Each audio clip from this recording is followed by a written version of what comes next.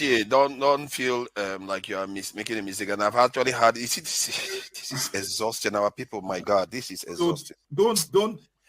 I think I'm going to leave this place because people are exhausting. I've had this conversation with CM. And he pretended as if he doesn't know the context you were talking from. This is scary. This is just scary. Our people, because people are so dishonest. You see videos, you know what? Sorry, forefather. You should come and take over. You are too dishonest. No, let me see. I'm tired of you people. It's unbelievable. Show can come and take over. Show you can come and take over, please. Forefather. People are just full of dishonesty. Please. They will never tell you the truth. I don't know what are you accusing me? You've seen whether it's deliberate or not. Calm down, please. Something is broken in our people. Father, calm down. Just go through these baby steps of pain. Baby step of pain. Just go through these baby steps of pain. Baby step of pain. Just go through these baby steps of pain. Baby step of pain. Just go through these baby steps of pain. Baby step of pain. Just go through these baby steps of pain. Tinubu is a criminal, yes, of course, a categorical grade 1 criminal. The only person more criminal than Tinubu in Nigeria is probably Babangida. But he's a criminal, and is he fit for purpose? Absolutely not. Should Tinubu be the president of Nigeria? Categorical no. Is there a better option than him? That is subjective. So show me who he is. Tinubu is a criminal, yes, of course. Your Excellency, we want to repeat again our congratulations to Mr. President. Thank you, sir. We are happy that it's all over now. It has gone to the end of the road. Whatever controversies or objections or whatever cannot go beyond that. But God has ordained that President Tinubu will be the president. And we thank God for your also successful election. We pray for you. Your Excellency, we want to repeat again our congratulations to Mr. President. Thank you, sir. We are happy that it's all over now. It has gone to the end of the road. Whatever controversies or objections or whatever cannot go beyond that. But God has ordained that President Tinubu will be the president. And we thank God for your also successful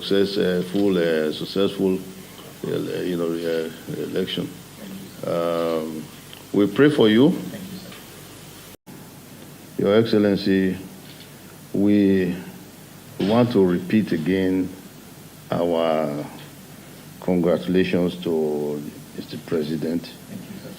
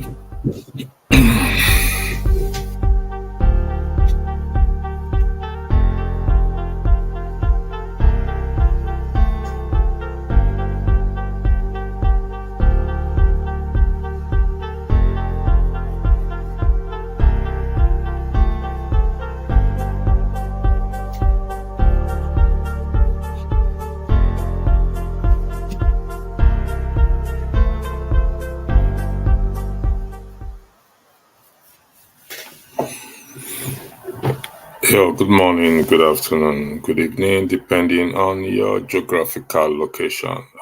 Thank you for joining in this afternoon broadcast. It's a pleasure to have you in here now today. As you can see, the topic is based on the claim made by the Oba of Benin that Tinubu's victory is God ordained. As such, begs the question if God was a party to Tinubu's ordination as the 16th president of what? Of the Federal Republic of what? Of Nigeria. And we will find out what yardstick or basis was used to reach such a determination. If you're joining on the platform, please kindly turn on your camera, then you will be brought into the stage. There's a J at the background there. You need to turn on your camera, then I can bring you in into the platform. And those of you in the comment section, I will be highlighting your comment as well too. Now, he is the 16th president, whether we all want to agree with that or not. But the question before us is, was God party to Tinubu's ordination as the 16th president of the Federal Republic of Nigeria? While you ponder on this question to ask, it must not be treated in isolation. This meaning that about the 1 to 15th president of Nigeria, were they also ordained by God? If you say no to that, then you need to explain why you say no to that. If you say yes to that they were also ordained by God, we need to now find out the determination on how they were ordained by God. And another question is, does God really ordained rulers and authority? The answer to that question is yes. If you see what's on the screen, among others, the duty of civil rulers is not to terrorize men of good deeds, but to punish evil men for sins against society. God has delegated authority to defend the good and punish the evil. This is one of the yardsticks we use to determine if actually God is the one that ordained or appoint that individual. But how does God ordain and appoint rulers over people? So it brings us to the next. All authorities are ordained, appointed, or determined by God. That is, in God's plan, He has determined that human government shall exist to help Him, God, carry on moral government and to enforce moral laws. They are appointed by God, but He is not responsible for their acts. If they get out of line, He will judge them as He will gospel minister. The key word there is these rulers are appointed to what, or determined to enforce what? Moral laws. We base our judgment, we're going to base our argument on this and make that determination if indeed not just him, not just the 16th president, the past president, and the future president will be determined to what? To know if indeed they were ordained by God. So, was the Oba right correct to say, to make such a claim that Bola Ahmed Tinubu, his victory was ordained by God? If that be the case, that means Buhari's victory also was ordained by God, because Bola Ahmed Tinubu stated that if not for him, Buhari would not have been president. So, meaning that God also used him to ordain what's his name, Buhari again. And that is how we can reach such decision. But again, you take a look at what is being highlighted. Some facts about human government. They were instituted by God. One, their purpose. Number one, they were instituted by God. Number two, their purpose was to execute criminals and enforce law and order among men. Number three, it says human government, therefore, are not founded upon, the key word there is, are not founded upon the arbitrary will of God, but upon the needs of humanity in securing their highest good. Number 4.1. Upon the grounds of the best public interest, it becomes the duty of human government to use all necessary means to attain this end. 4.2. It is therefore absurd to believe that rulers have the right to govern and not the right to use the necessary means to carry out good government. We'll come back to this 4.2, please. I need to highlight 4.3, then I'll go to the comment section. 4.3. When a person sells himself to destroy the best good of others, it becomes necessary to take him from the society he seeks to destroy. When a person sells himself to destroy the best good of others, it becomes necessary to take him or her from the society he seeks to destroy. How do we go about that?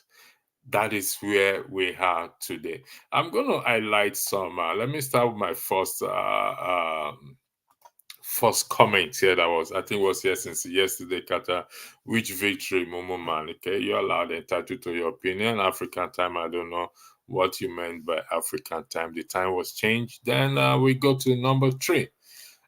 Prince Thompson, but actually, I wish you could come on the stage, Prince Thompson, to actually explain or clarify what you meant by your father, mother, and intelligence who had lost their moral compassion needs. I don't know what you mean by that, but I know I don't know what you're talking about. So it would be nice if you come on the platform and actually explain yourself.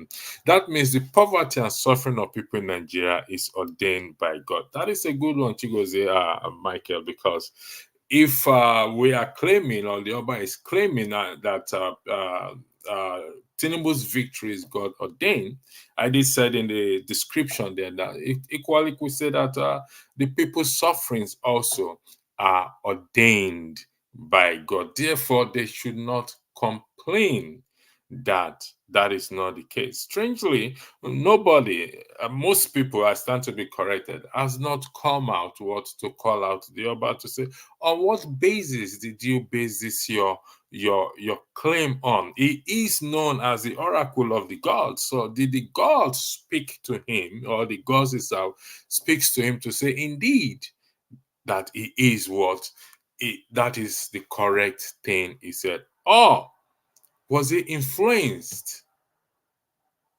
And with what was he influenced? If you look at the video very well, even the Lagos State governor, there's no smile or any joy on his face. He was just looking like Lucozade as to what is this man saying? That is the question. Thank you very much. We can as well conclude that God ordained Cain to kill Abel, then, since the abnormalities is the order of the day. Thank you for that. That is what we're saying. We need to determine and judge how God ordained these people, because without a shadow of doubt, God ordained by way of appointment. Even the police are also ordained, law enforcement. The army are ordained. The Navy, they are all ordained by their rights. They are ordained by God to carry out a certain duty. Law enforcement, to keep for the good of the society. But is that the case in the context of Nigeria? Remember, we're not going to treat the 16th president case as an isolated case. No, we're starting from the first president to the 16th president. In all fairness, if we are going to apply fairness to all, were they also ordained by God for the good of the people. Good morning to you, to our Lighthouse. Thanks for joining in this morning. This afternoon. It depends on your geographical location. It's afternoon where I am. It may be morning or night where you are. But thanks for joining in. And we hope we're going to be able to make a determination.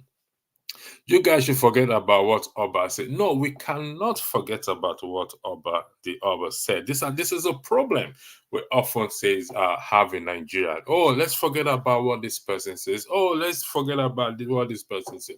If that be the case,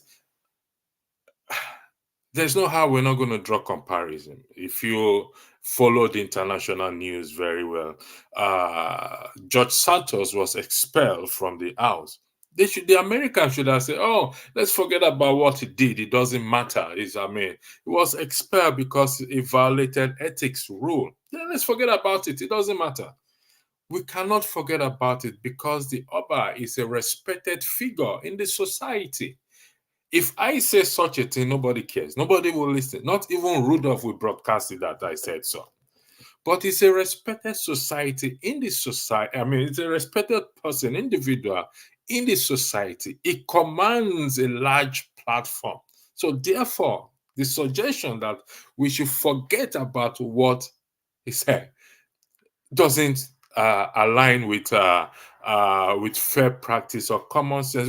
We should also equally forget about what the wife of the president said when she swore that on this altar we will do good by the nation. We should also forget about what Tinubu said. If it's not for me, it's not going to be. We should forget about what every other person have said and push everything under the carpet, except there is an explanation or further clarification you want to provide, Friday Igaro, as to reason why you are asking that we should forget about what the Oba said. But from where I am standing, I will not forget that. I will not accept that, because most criticize Tinubu, Buhari, and other. Even the last broadcast I did was about what Obasanjo said, blaming the Western liberal democracy that has failed us. We could as well forget about it and not just say the grace and we just forget about what. No, that is one of our major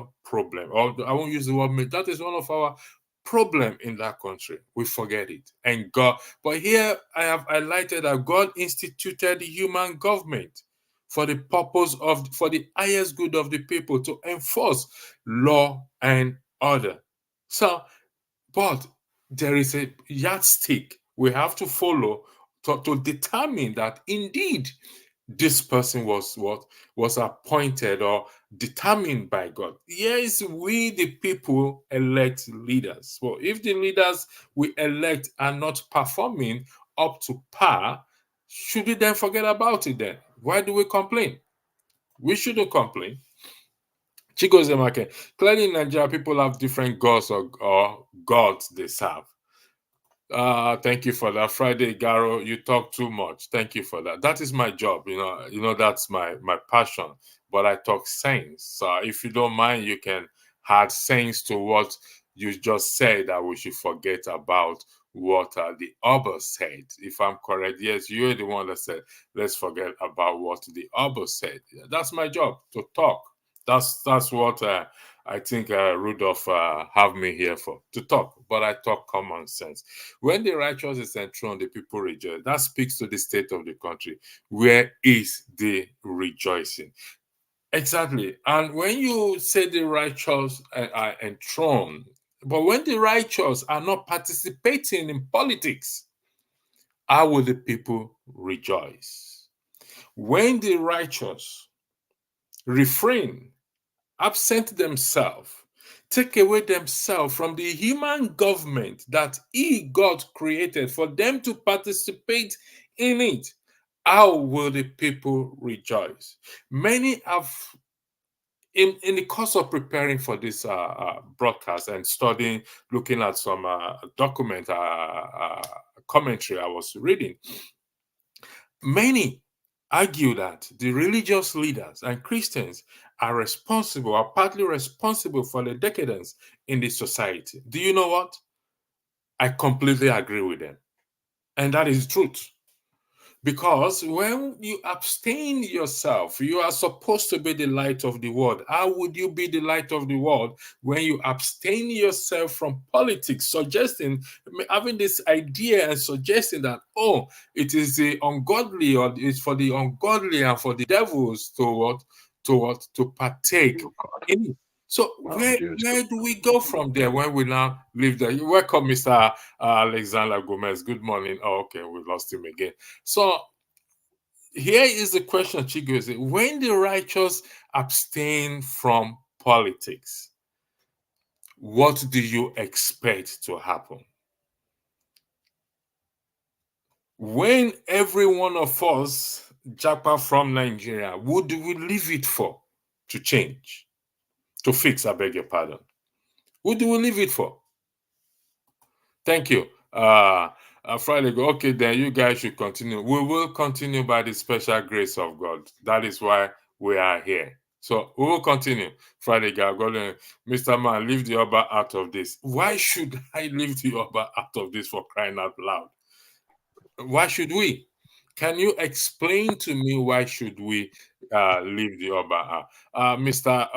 Lazarus, there seems there's something wrong with your network. Please fix it and come back, please. I look forward to having you there. So why should we? Thank you. First of all, Mr. E, is Nigeria a secular society or not? What do you mean Nigeria is a secular society? We are talking about the good of the people. Whether Nigeria is a secular society or not a secular society, we are talking about the good of the people, enforcing law and order as instituted by what? By the human government that God has instituted. Remember, this human government is you and I. They ain't gonna fall from the sky. It's you and I that make this human government to enforce what? Law and order. Take a read at what is there again. When a person sells himself to destroy the best good of others. And that is what we have experienced in the society called Nigeria. It becomes necessary to take him from the society it seeks what? To destroy. Now, do not be surprised where this write-up is coming from, by the same God who instituted the human government. Romans chapter 13, verse 1 to 5. When a person sells himself to destroy the best good of others, he, the creator who instituted human government, said it becomes necessary to take him from the society he seeks to what? To destroy. So that is where we are today. Thank you, Mr. Blackstone, for joining. Before I take more comments, I don't know if you want to weigh in on this topic, and I go back to the comment section. So the floor is yours. If you're not ready, do let me know. I continue with the comment. Thank you. Yeah. Good morning. Good morning or good afternoon. Electricity. Okay. From what the topic is, what the Oba of Benin said, I just take it as a normal talk. I don't see it to be very important today to Nigerian society. What do we expect him to say? Should we say that Tinubu was thrown or was taken there by other gods or by any other things? So he himself can tell what God he was referring to. So, and I don't think what is said is just to pacify the people, the governor who he went to see, Tinubu. I think just a normal talk which everybody who is in a high position like that will say, because he is not according to Nigerian constitution, the traditional rulers are not supposed to be partisan or to be involved in politics. And then, so from that aspect, I think that is why he said it, that yeah, it is the will of God, or God enthroned him there to be a president, right? And we know that the Oba of Benin is a diplomat, and there's a diplomatic somebody, and he knows how to use words, and also how to to use what in the right at the right in the right situation where he is.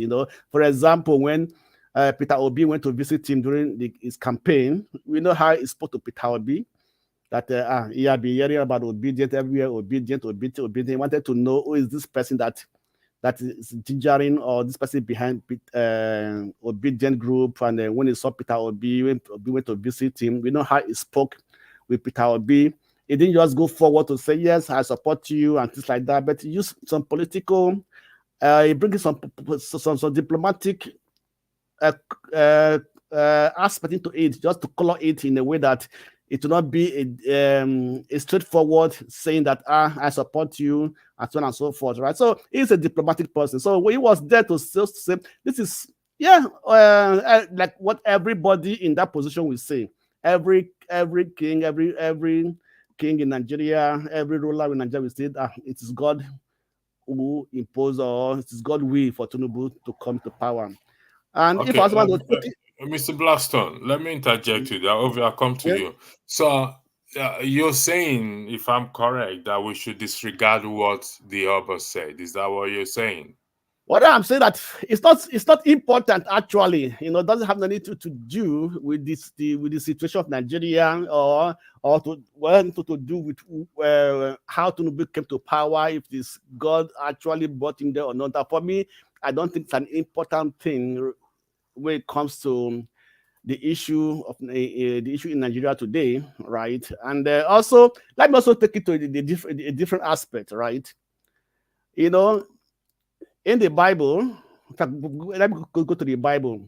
In the Bible, we know that anytime that the Jewish people offend God, God allowed them to be taken over, to go for their enemies, for the other countries, to take over them, enslave them, put them through difficult times and everything, until they come back and realize that they have offended God, start pleading and everything. God then come again to rescue them, to fight for them and things like that. One thing I say, that sometimes hardship is a re-engineering of people's thought, way of thinking. You understand me? It's a factor. It's an element of re-engineering. How people reasons. So let's assume that from the past, from 1999, right from the time this democracy started, how many of Nigerians have been so much involved in talking about Nigerian situation as it is now? Because the suffering is getting tough. You understand me? So people are now waking up. People are now realizing their mistake, where it has gone wrong.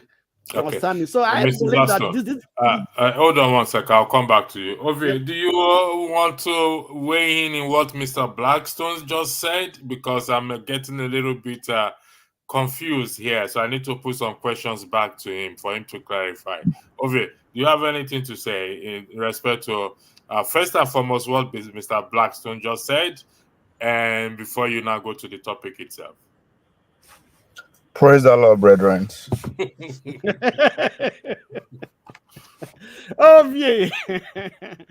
You went to church today? Now, church with this. Abby?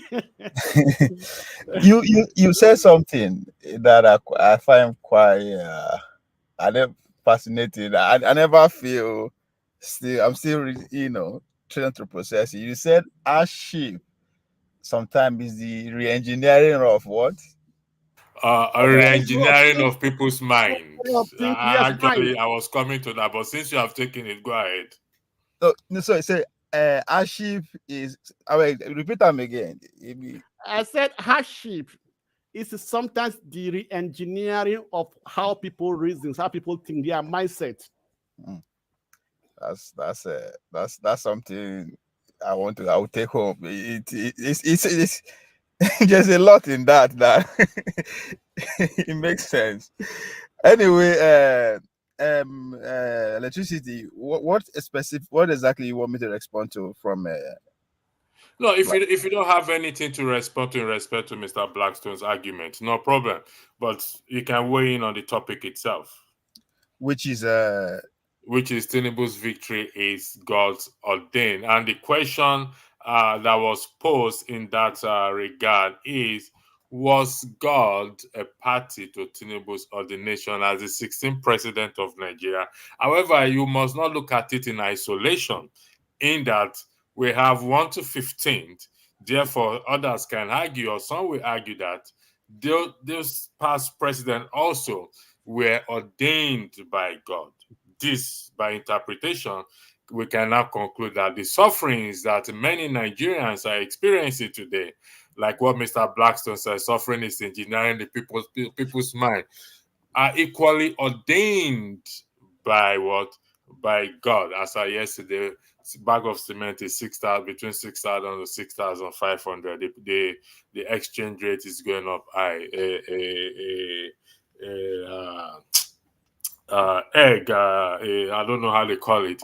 It's about 3,000 naira depending. So all these sufferings are ordained by God. Therefore, the people should not complain. And it was defined, or it was made clear by what I put on the screen here, just to bring you up to speed, that among us are the duty of civil rulers is not to terrorize men of good deeds, but to punish evil men for sins against the society.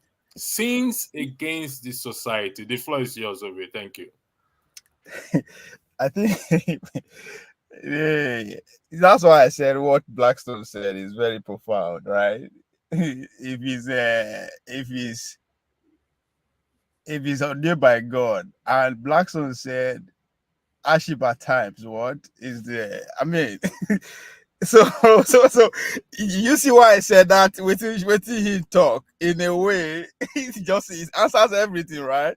So if hardship is reality of our thinking, Abi, if I might, I said it's the sometimes the re-engineering of our mindset, of right? our mindset. Yeah, to think in a proper way, to come out and begin to see where is this problem coming from, where did it start or did it start? So you have to change our mind, way of thinking, Okay, yes. So what I'm saying is that our thinking brought forth the president. And as the saying goes, the people's voice, the people's choice, the people's deed, the people's will is God's deal with and say. But in our so you see where you talk, everything just follow. But in reality, Bola Tinubu is our God. Practical. That's our God. In reality, God will feel touch. That is our God. And that is a result of our collective thinking, according to Blackstone's submission. So the idea of God, I know they follow. Matter of fact, these days, even if me and you they talk business, I don't care how much. Once you bring God, I begin to look at you like this person knows this serious. Like let's deal with reality. Talk of God. God not just our own construct, right? Reality. Tinubu is God. So if it is the people wish that is Tinubu, that means it's God's wish. It's God, not God bring her now. So I read that. That's how I read to what the Oba is saying, that in terms of the Bola Tinubu president is people's will. Yes, now we be God now. Our collectiveness is not people be God. But some people argue that the election was stolen. Their mandate was stolen, including the Labour Party presidential, former Labour Party presidential candidate who even went to visit the Oba. So, if it was stolen, how do you now align it with the claim? I will come to the Oba's visit, but if we say it was stolen, it was rigged, then collectively we all agreed again to submit that. Who did the stealing? Who did the stealing? Isn't the people? Wait now, let's agree say stealing everything they like, but collectively, right? We all come together again and agree. and submit it to what? To a superior God, which is the Constitution. Again, the Constitution is still our own thinking and bearing and doing that being the Constitution. So at the end of the day, one way or the other, we give our power, say, now you be our God. So at the end of the whole process, whether we like it or not, we don't agree. We submit to the higher power. Higher power is the Constitution, and the organ of the Constitution is Tinubu, which is God. So why am I putting it this way, right? We need to start thinking reality, practical. For all these ideas, God, I am hungry. Oh, go give me food. Sit down for our food will come. We need to start to face our reality, right? That's our reality. Bola Tinubu right now is the authority, is God, whether we like it or not. We don't just like the normal God where everybody carry for it. Not be everybody like her now. Not be everybody they follow him, right? So that's our reality. So all we need, as in anything that we can touch physically, that is our reality. So this idea is that no. Everybody just coming to Oba. Oba was in Lagos for his own personal reason. You cannot tell me, say, Oba just wake up one day, say, you know what? May I go tell the world now we get Lagos. It's impossible. That is a very educated human being. It's not possible. So he went there for a reason. And as far as I'm concerned, I'm still saying it at heart or during the election, Oba of Benin was obedient. He was obedient. He was not bad. So now bad don't win. Okay, let me interject you there. What are you suggesting? That it was induced to say that, or it was under duress, or it was under pressure, or what are you suggesting? Please, could you clarify that for the purpose of the audience? That's where I'm going. When I say he was obedient during the election, Tinubu don't win. Appointments don't they go around? Because that's one thing we need to understand. That's why I thought, say, forget who be the person president, Tinubu, Obi, whatever. No, it is the cabal. It is the vehicle that is bringing him that matters, right? So if I'm right that he's obedient, that means he's not on that vehicle. Now, when appointments, ministerial appointments, and all those things come from those people who are in that vehicle. This is my own. I'm putting out there. I'm putting what I believe out there so that I can be criticized or be disagreed with. But this is my reading to that. So he's out. If you remember, he was the first person, I think, among all the first class kings that visit Asu Rock. If you remember, in fact, Tinubu said, keep the man wait for a minute before he come outside, come greet him, blah blah blah blah blah, all those kind of a thing. Why? Then two, I think whatever he went there to do, Asu Rock, see catch fire well. He has to come home, go galvanize the royal father who he can relate with, the first son of the which is the governor of Lagos. That's what went on behind the scene, right? Now, when they come out to make press conference, that is where he said that to keep us talking. Instead of, imagine if he did not say that, what we will be discussing about is that what did that man go do for Lagos? What did he take him there? Right? But in order for them to distract us from actually being inquisitive and actually get to why all this, how they move around, they have to be something ridiculous for us to, okay, now I don't get Lagos. So what? Right? And now God now ordained Tinubu. Okay, so what? He's already the president. Where are you? They tell us. If I say it's not my president, you're saying it will not convince me. If I say it's my president, you're saying it will not convince me. So this man, we should start looking at them. They are very intelligent. Let's face it. They are not stupid. They are well educated. They are adult. They serve. That man work for his life. So it's not be saying no. They don't just wake up. They don't just wake up say, man, they go Lagos. Go tell them say now we get Lagos. No. That's I don't buy that. It's not a comedian. It's not an actor. No, that's a serious move for him to leave Benin. For a king to leave Benin Cup is serious, and it's not say now we get Lagos for what? So now distraction. So there's things going on between themselves. When you say distraction, I'm gonna highlight a comment for both of you to weigh in on. First of all, when you say distraction from what, please, if you don't mind? From us not to go into what is really happening. Such as? So that what I just said, it's an obedient. Now he's trying to see. Imagine, you know, say this game now winner take it all. Yes. Once you are out of the system, you are out. 4 or 8 years now, long thing, especially somebody who does this now when money just they come. Donald Trump is out of the system. He's trying to come back into the system by so that will tell you there's something there that will make them want to die to you. So it's a serious thing. As I said, it is serious. So, or if it's not that, but I can bet my life. Oba did not wake up say, I want to go and tell the worst in I will get Lagos. That's not no. He said it himself. He doesn't like to travel. He doesn't like traveling in order for us to start investigating, start being curious, start asking and all that, and maybe we'll begin finding out things that we are not supposed to find out, right? Because the more you know, the more you act, right? Yeah, that's why Nnamdi Kanu, Sowore, people who conscientize the public are very dangerous. Yeah, that's true.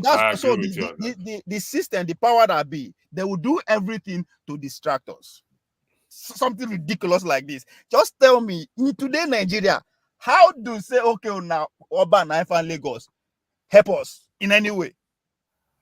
Any way, shape, or form, any way, how? Now from nowhere. He not speak to anything in today Nigeria. Nothing. We don't people know the fact with the Yoruba people because nothing. But from nowhere, it become national discussion. That's something we should not even pay attention to it. We have more problem. We don't get lights. He should come and tell us why we don't get light. But Ovie, if you say like you just mentioned that we don't have light, let's do it this way. Yes, let's say he said it for a distraction or for whatever reasons, but for the fact that the people are suffering, our people are suffering.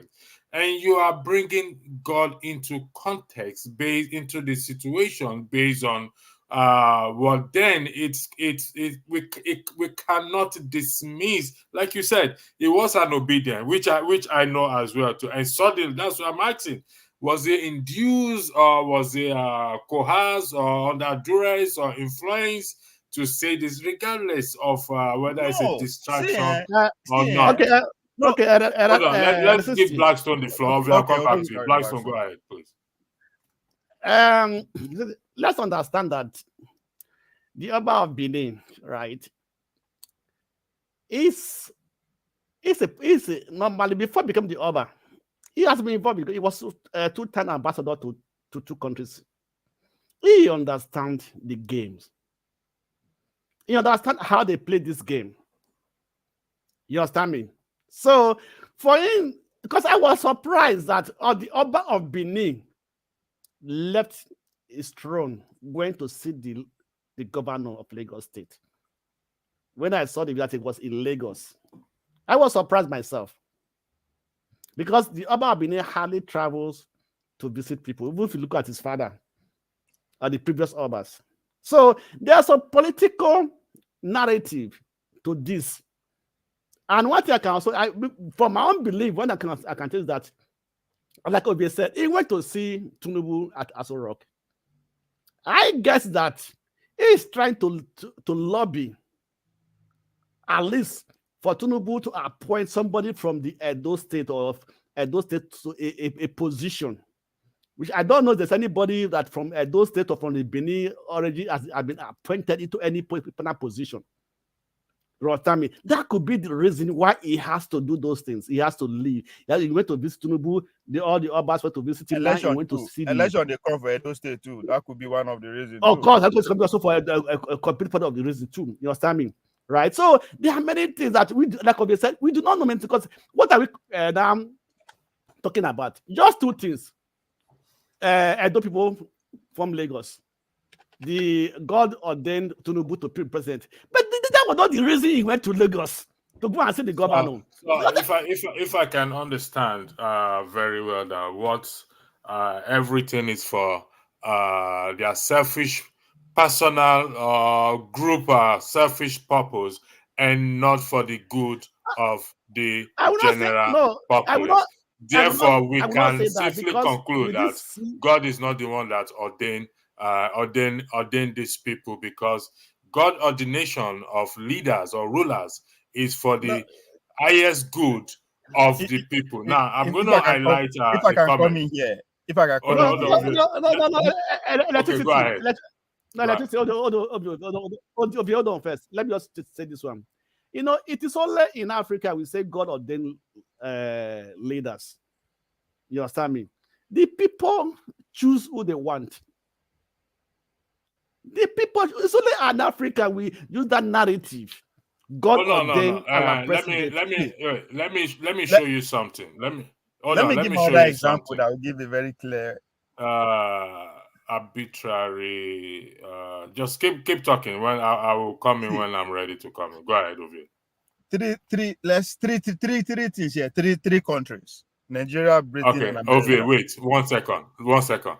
Human government, therefore, are not founded upon the arbitrary will of God, but upon the needs of humanity in securing their highest good. Exactly. Upon the grounds of That the is it. best public interest, it becomes the duty of human government to use all necessary means to attain this end. It is therefore absurd to believe that rulers have the right to govern and not the right to use the necessary means to carry on the government. Ovio, the floor is yours. Thank you. Okay, now let's also speak to what you just read. Three government, three countries: Nigeria, Britain, and America. An average Nigerian citizen believe that power comes from God. Both religion will tell you that. So, hence, you see our elite, they always use that either against us, to console us, to fight, or whatever. Easy place to go. God. So Easy place to go. we derive our power from God.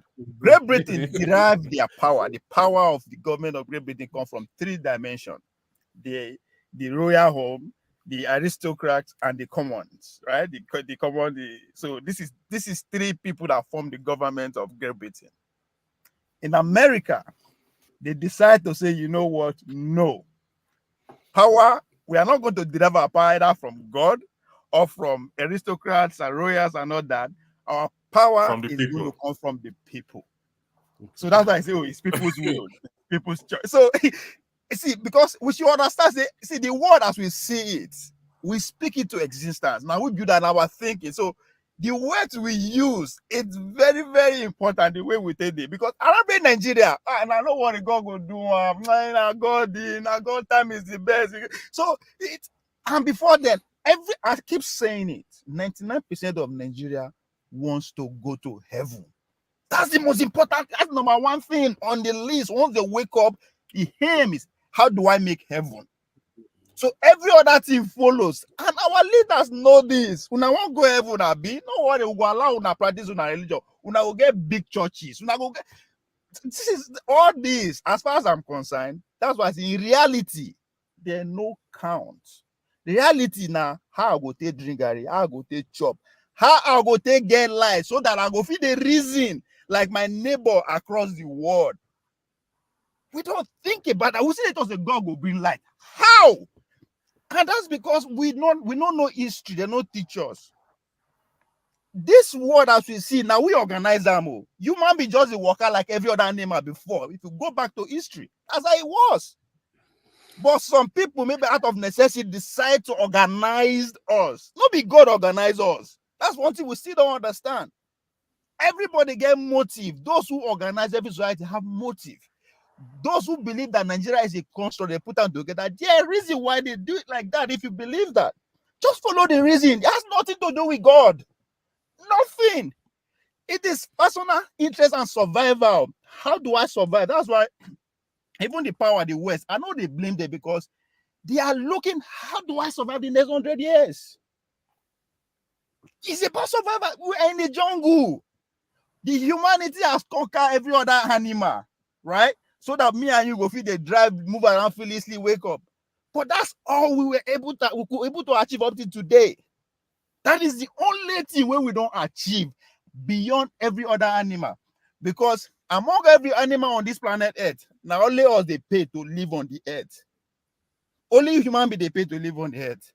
Now only us we kill ourselves. 2023. I don't think there's any animal out there where you would say, oh, this animal go kill me. No. You are always scared of Blackstone or scared of me to kill you. So we have not achieved anything. There's no society in this world today where their citizens know they worry about food or where to sleep. No other animal on this earth worry about that. If you look at other animals, those way they other animals where they suffer, now the one where we imprison in the name of what? Zoo. And that's forest make you see animals fresh, heavy, living well.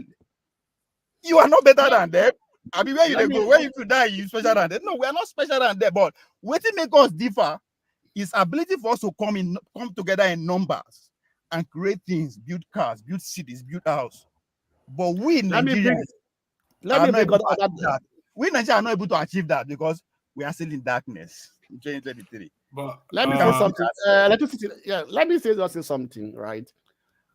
When we talk about God, let's remember that God has given humans the right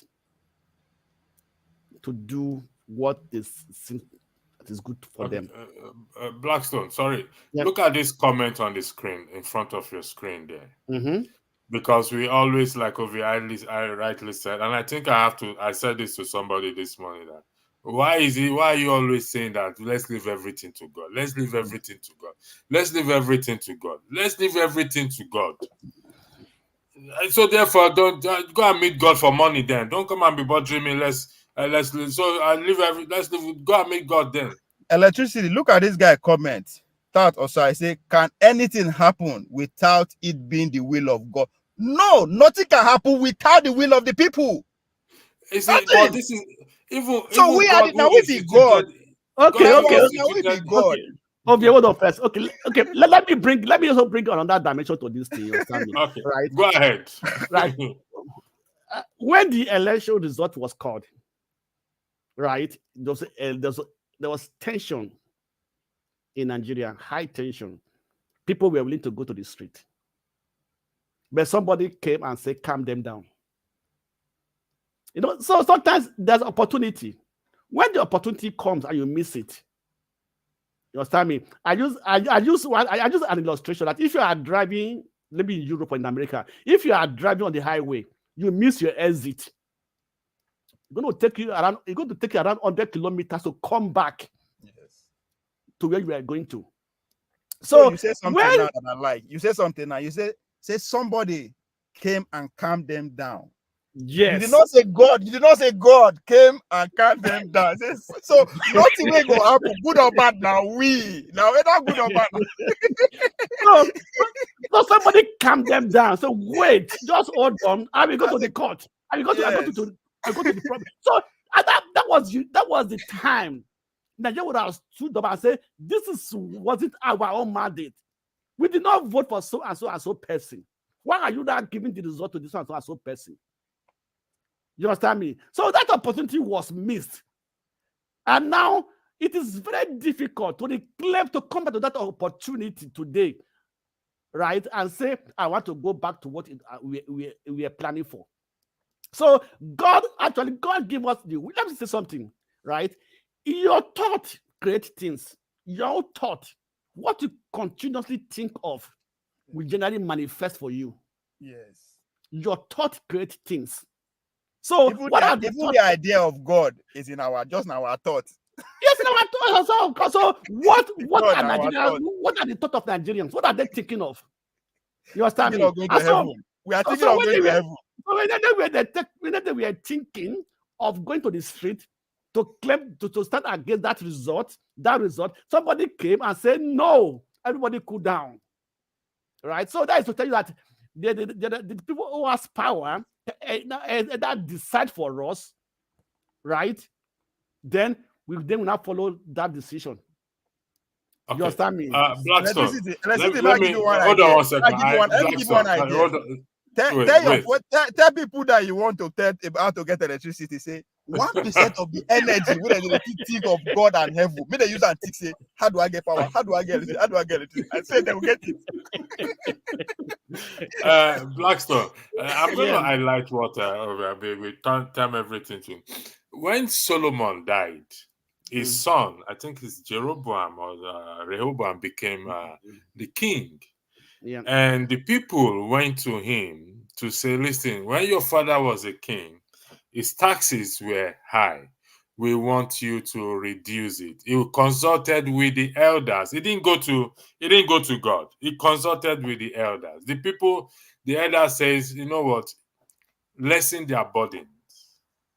He now went to consult with the younger ones. The younger ones said, double their burdens.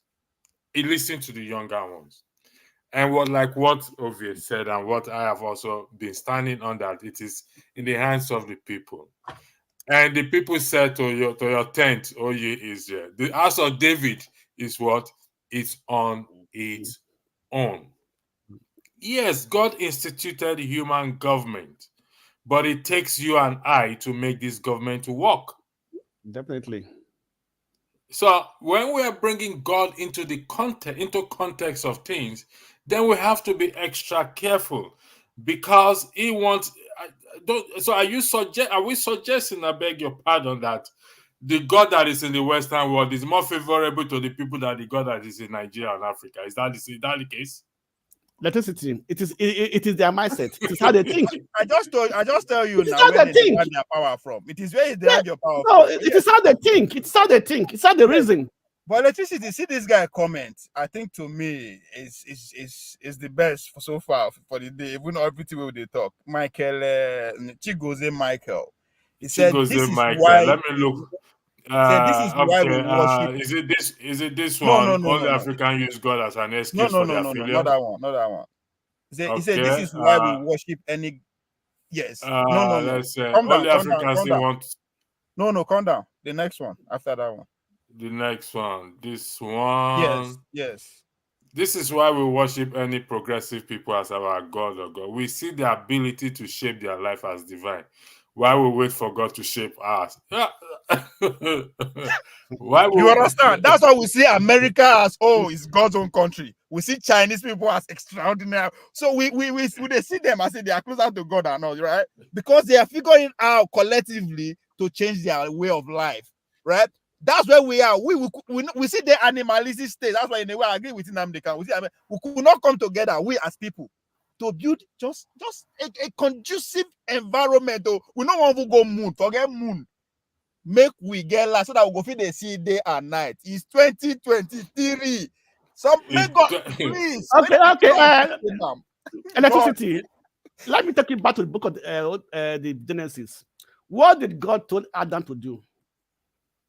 He asked him to walk, to till the ground, to maintain And to subdue what? To subdue the animals. So that's why we are human animals. So there are those that can subdue us, can subdue some people, understand me, to get what they want. So but Blackstone, it is in human nature to want to subdue one another. Yes, I would love definitely. to subdue Ovie, but Ovie will have to revolt. For example, look at. I used, for example, George Santos in the US. The guy never wants to leave. Some people were supporting him, but at the end of the day, they did not say God will come down. The people will prevail at the end of the day. The people will, not God's will. They all say the same thing. Exactly. We all say the same thing. I just give an example that when there was opportunity for us to stand up against these monsters, somebody say, calm down. And we go through the court process. And we know that begin to see ourselves as the God. Then we can do godly things. As a single, we have the power over the few who are ruling us. You understand me? Because I just say one thing, right? Look at Canon. They know who they voted for. When the court notified the governor election, the victor of the governor, the people went to the street. The women went to the street because they know who they voted for.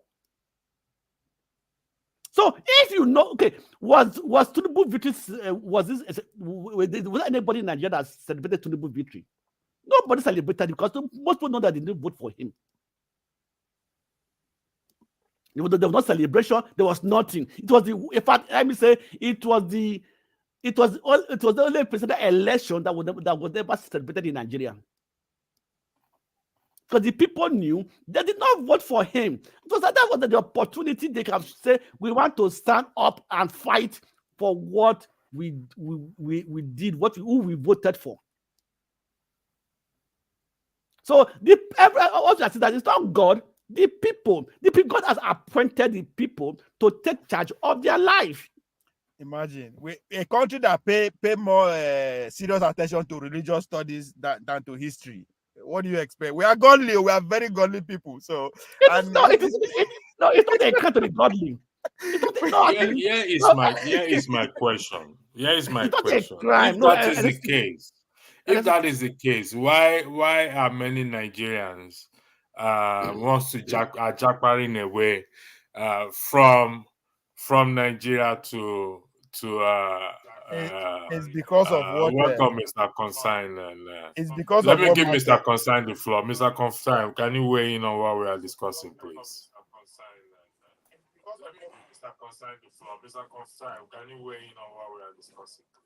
Good morning, guys. I hope you're hearing me. Yeah, we're hearing you loud and clear.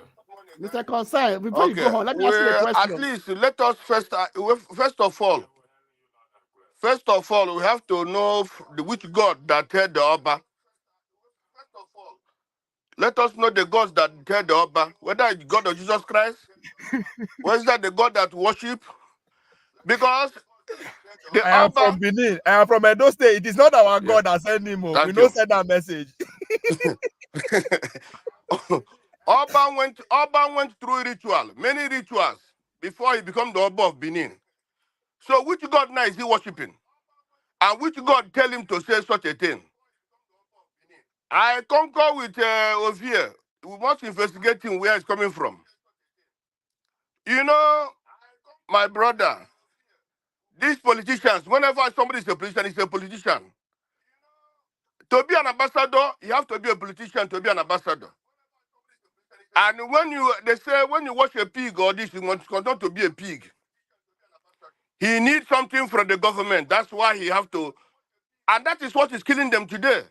That is why these politicians are using them and dumping them, kicking them out. What happened to some of the Obas now, some of the kings now, everywhere? You know what happened in Kano? How that man was removed?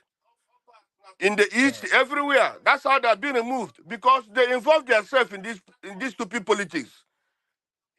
You understand? So it's not helping them. It's not. A governor today another governor may come in Edo State today and decide to remove him. And he can remove him.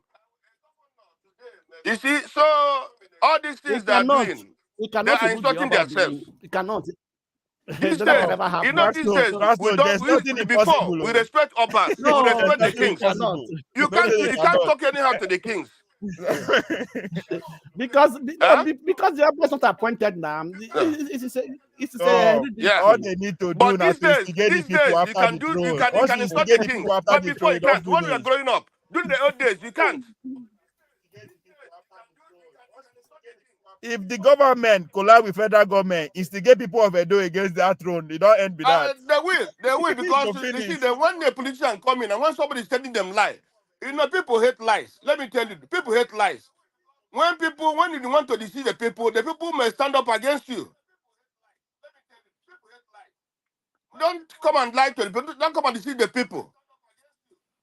We before the kings and the Obas and this and that, they are respected. Like what happened in Lagos State. You see how they wanted to destroy that man, that king in Lagos State? Because of all his atrocities, all the things he has been doing, atrocities and all his utterances. That's why the time of what they call it, the NSAS. You know what? See what happened to that man? So it's because of those kind of things. The people supposed to respect themselves. They're supposed to respect their throne. And when you're not doing that, you're calling out on yourself. I can leave for now. Anyway, thank you very much. Anyway, for me, Let Anyway, me highlight this. You cannot remove the Oba of Benin. The Benin people will resist it 100%. Benin worship you their cannot king. remove your Oba of Benin. See, No, uh, see, they did it before. Blackstone, No, they did it uh, before. It happened in Blackstone, the history Blackstone, before. What? Wait, Blackstone. I I want hope me Uh, to wh- command the why work, was the command the work what cannot. happened to the one in Kano? Listen, What make I happened tell to you the what it Tinubu is. from Kano? See, wait, Blackstone, concern, wait. Uh, Blackstone, Blackstone. Look at it. Make I tell you how it go to happen. If there's a need to it to happen, now for state governor to collaborate with the federal power to instigate uh. the people, say it's over. Once the people don't speak, it never finish. The people Now, of Benin see, respect the people of Benin respect the no Oba be a lot. the Yes, Benin na people. Now people Yes, agree it's say possible. hold on. Now people agree say the royal family must remain like that. It's an agreement from the people. No be saying na divine power. Now people agree say oh make it be like that. So no be saying na the man strong say man I must be like this forever. No be in power. Now the people's power. The people of Benin say this throne must remain in one family, and they agree on it. That's it. So they can decide to say, we agree, say, man, it's over, and it will be over. So there's nothing like they cannot. You understand? We don't want it to happen. That is one secret the way the throne get. Yes, we like it like that. But that doesn't mean it cannot happen. There's nothing like that it cannot happen. Now people get power now. Now people get power. Mr. Blackstone, there is nothing that it cannot happen. When the power that be wants to remove, they will do everything to remove. That is just the truth. It's like saying coup can never happen in Nigeria. Is that it can happen? So, but we don't pray for. When the people first come, what do they do? They no banish the grandfather go come up for come up for now. electricity. Wait now. No, Heaven fall. different issue. Anyway, No, what I mean by that. don't let us go outside there. Let's leave the Oba Okay. with his people. It's a Now, secret. one of We the like it like that. surprising That's what things. makes it unique. That was made Yeah. that throne unique. The fact that it just there, that makes it unique. Yeah, I like it like that. let's one of the surprising thing, I stand to be corrected.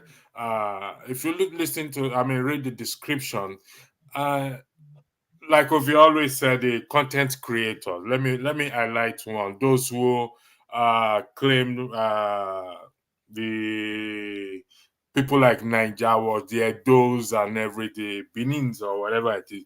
None of them have come out. And like I said, I stand to be corrected, to actually say, to challenge or weigh in on the Oba's comment, the way they weighed in or on Tinubu's and Buhari and Obasanjo. I don't know if any of you have heard so far. I have not heard because on the description I said every one of them should go. May they enter house, may they close the door behind them. After that, Oba's comment, I yield the floor to you guys. When you say reaction from elites from those regions or yes, from those regions and even content creators who are so quick to jump on. Yeah, so go ahead. because as we said, the reason behind it is known to the people who are bankrolling those content creators. As I said, it's not distraction. It's not important. It's not saying anything important for them. Those people, most of them don't get their own share. Now only in the worker now. You don't be only in the worker. He hasn't gone, and again, he hasn't gone. If to say a general problem, if I don't go whether Emir of Kano place, if I don't go one other places, but not from Asu Rock to the man village, which is Lagos. So now only he get that problem. So and I don't think he has get influence like that in terms of influencing social media. Nobody actually they root for her. How many content creators out there they actually carry matter for head, right? Nobody. So that's what I see here.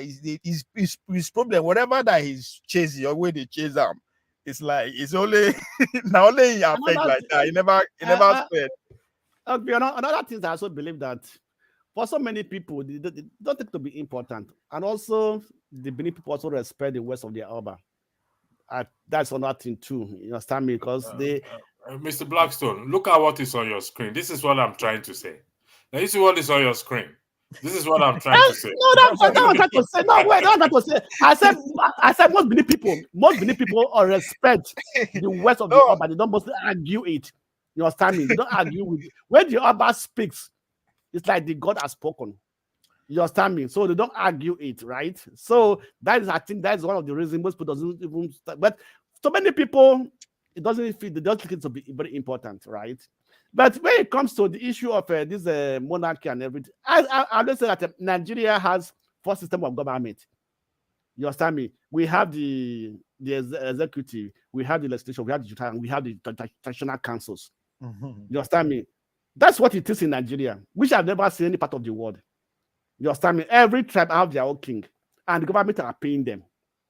You understand me? For me, generally, I would rather say we don't even need the traditional council, don't need the Obas, don't need the kings. You understand me? Let them, it has to be You know why? You know why it be like that? Because they are the whether we like it or not, now them be the original founding fathers of the federation those that made up the Nigeria. federation. So you cannot kick them out. You have to work with them. And then be the elite, when they be super elite, it's like super elite, not them. Because they don't do anything and you have to pay them, right? They have a lot of power, just as you put them. They control a lot of power. They have a lot of power. And that's why when they focus on the political elite, the politician, no, the politicians are powerless without all this block, the royal fathers, the intelligentias, the business community, the military community. These are the people that form the elite. These are the people that is responsible for our progress or our downfall. And that I don't say they are visionless, because if you just look at any of them, all their dream is to have an estate abroad. None of them, just look at the institution of the Oba of Benin, for instance. I respect, I like that institution. I might disagree with the person who is there right now, but as far as I'm concerned, that institution, what that thing can be generating at least $1 billion every fucking year to Edo State or to the country of Nigeria. You understand? But because they are visionless, they would rather go they take picture with the Queen of England, right? Make them, you understand? So instead of make Queen of England, people will come your house, come steal. They keep to your house and loot you. But now they go just to take picture with them and you are happy. Something is wrong. It's supposed to be the other way around. So our elites are visionless. And that's our problem. They don't get vision, because every other society, their vision, their elites always, now them they carry the country, the society forward to the next phase of life. Gentlemen, let's weigh in on what Ovie just said in terms of revenue generation by the palace, which let's do it across board, because I believe every sector in Nigeria can generate revenue. For example, the recent FAA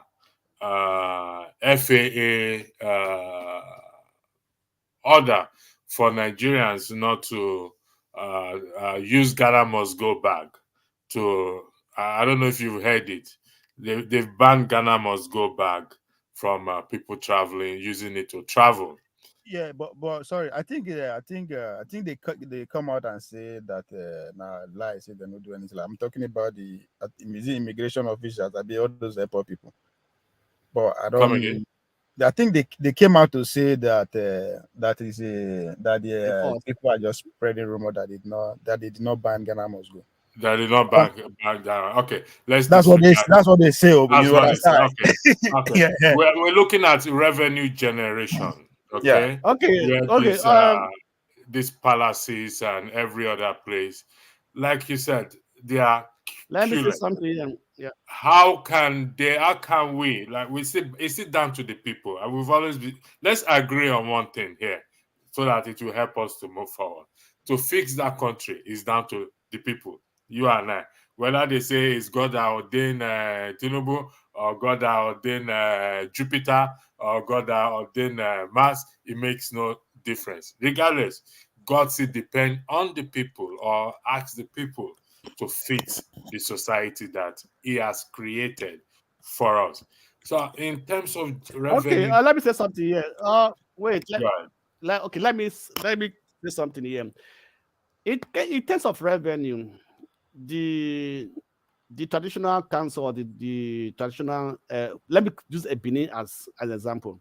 The artifact of Benin, right? I think I was listening to Arise News.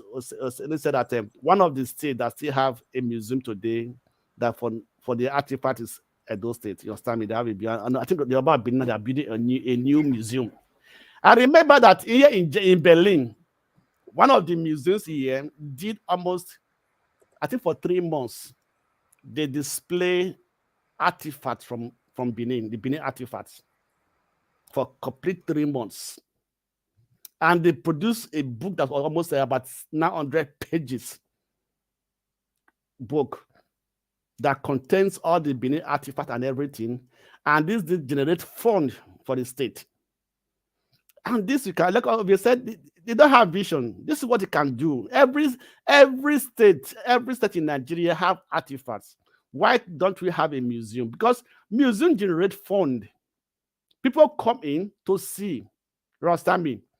You know, so it can be an avenue of generating money for the state if they have well standard and equipped museum. Today they are bringing the Benin artifact from everywhere in the world where they sold it and where they sold it to and everything.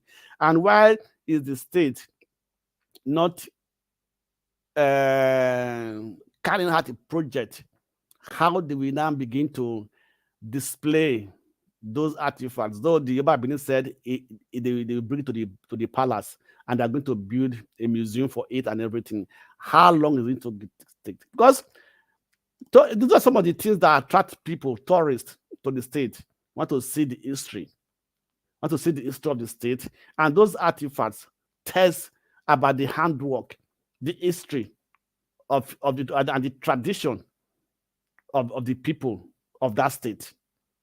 You know, so if we are able to harness these things and put it into a money generating venture, definitely it will generate billions of naira every year for the state.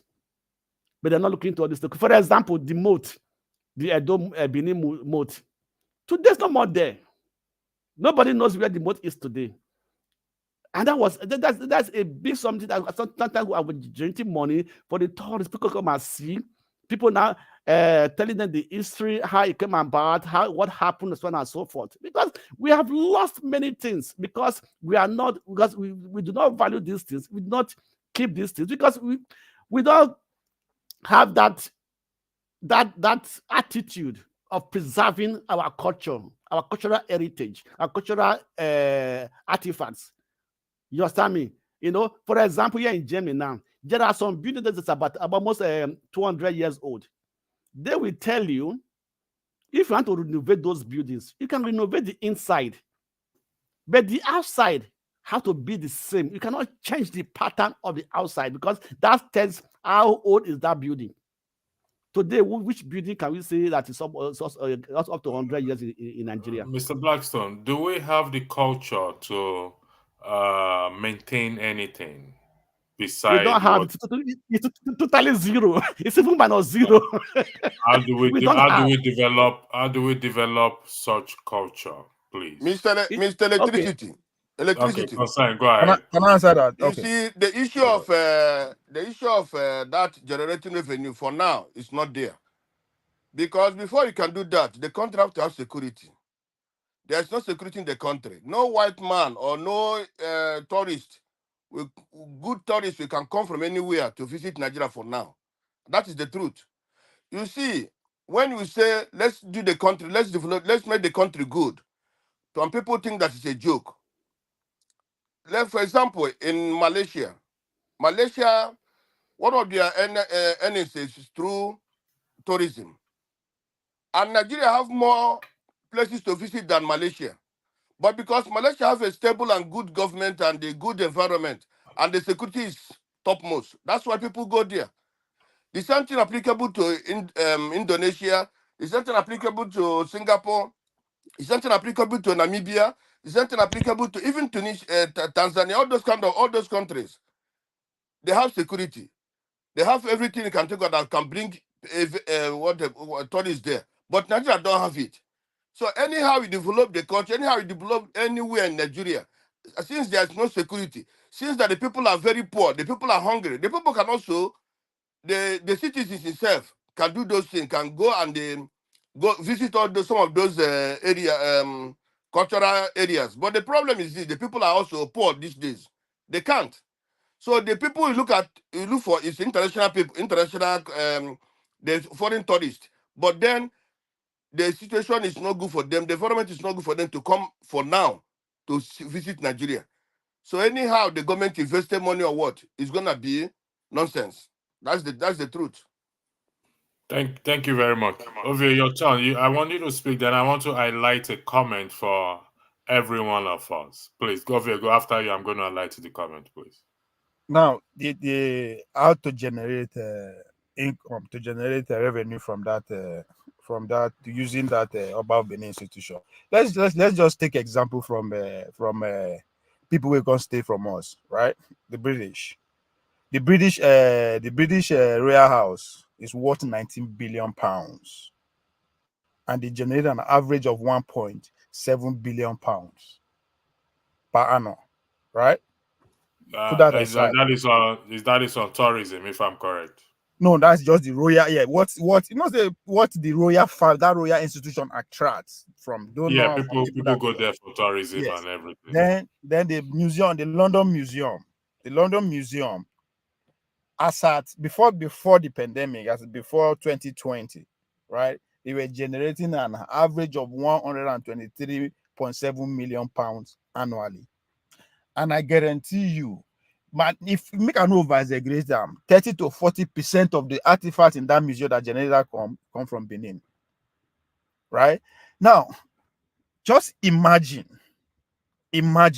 we just build story around it. Forget say the artifact never come now. The few on way they build story, create Nollywood around it, sell stories, sell movies, sell documents, just all those in begin educated right from, because it's very rich. One of the richest institution in the world, for God's sake, right? One of the most civilized institution in the world. Nine be that is also the. So if we can recover that, or just build the story around that first. Now talking about maintenance, and I take offense when people, not the way you put it now, when people just say, "Oh, we're not going to maintain now." They even bring their come back to they go steal them back again and sell them again. That's an insult. We did not buy those artifacts. We did not. It was from people's imagination. So people will sit down, put in hours, days, weeks, years, decades, create something. They don't know how they will maintain them. If they don't maintain them, the people go see and thief. It was maintained, highly maintained before they was able to be seen and be stolen by those people. So the idea that we cannot maintain is an insult. It's an insult. Now, that is why I personally... Sorry for interjecting you. Just to buttress your point, it will be the case of this comment we are just highlight now. It is not just about artists. We don't find value in ourselves and what we own. We only look up to whatever the white man sees, meaning that for us to think that we can maintain it, we don't value ourselves. We don't value our ability. I agree with what he's saying. That's true. But from the point of view of that, it's an activity. What is just attribute to us now is it's man-made. We're meant to be thinking and be living like this. This is not who we are, right? People that came before us, they can't see us, they wonder, they come, who are these aliens? So when they come, they not just come steal. They come to destroy, and part of that destruction is to change the way we see ourselves. And that is why I've come to the conclusion that dual sovereignty is the solution, is the way to go. What do I mean by dual sovereignty? Give every state a level of autonomy. Yeah. And see if Edo people package themselves, begin to see their dignity. The Akwa Ibom people go say, man, oh, I want still want to be like Oyibo man. Boy, the man from Borno go sit and say he want to be like Saudi Arabia man. For God's sake, the guy in Saudi Arabia want to be like Dubai, want to be like Miami, want to be like Vegas. So the Arabs say, they say they are backward. No, they have. In fact, the whole world now they use Dubai as a prototype. The next phase is what is happening in Saudi Arabia. The $1 billion new city they are building. So We need competition within ourselves to bring our uniqueness. That is the only way we can destroy what they have molded us to be. And again, that's why I question the IQ of the elite. At the same time, I feel absorbed there for some countries because they don't have experience of actually managing a huge society. That's never happened before in our history. That even the Americans that came together, it was now that dual sovereignty that is keep them going. Texas get their own rules and laws. New York get their own rules and laws, right? Then the federal government has their own, because they have never managed huge society. And now that they are trying to achieve that, you see the problem where then they get. The envy of every Western leader is Xi Jinping of China.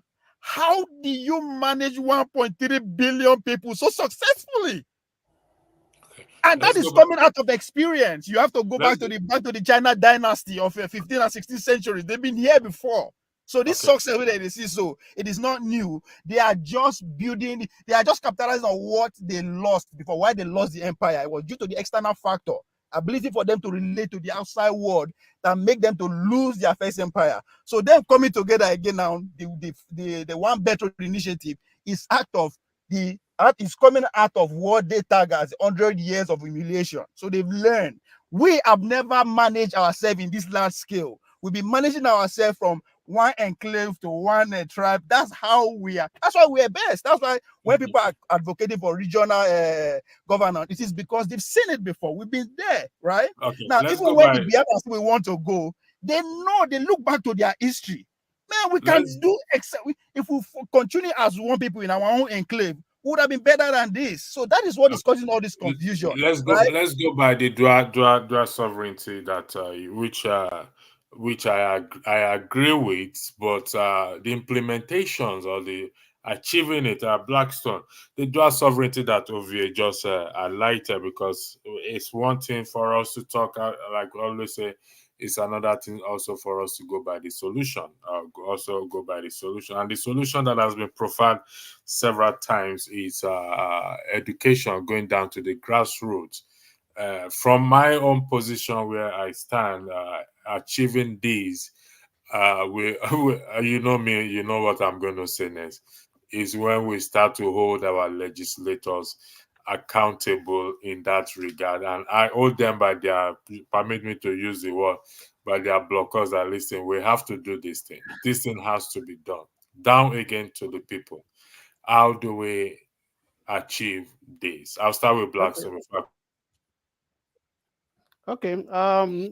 What Obi just said is, I agree to that, right?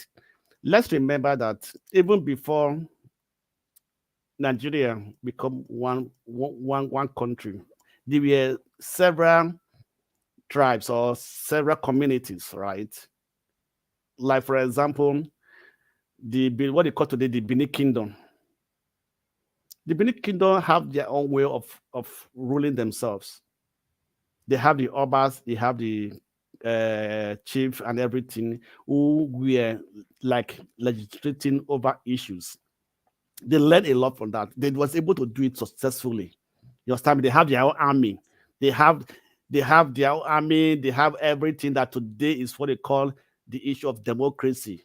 The like the three organs and so on and so forth. You know, they also have their own way of judging people who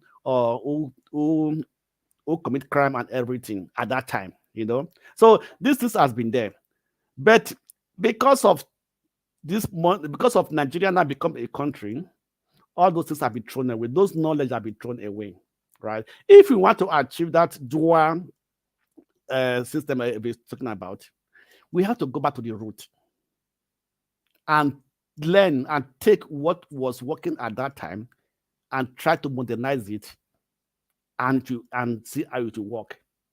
If, for example, now some of the power that is in the federal hands are now giving back to the states, right? So they can come out and say, okay, these are the federal powers, these are the state powers. You understand me? These are like in the US, every state knows their boundary. The federal government knows their boundary.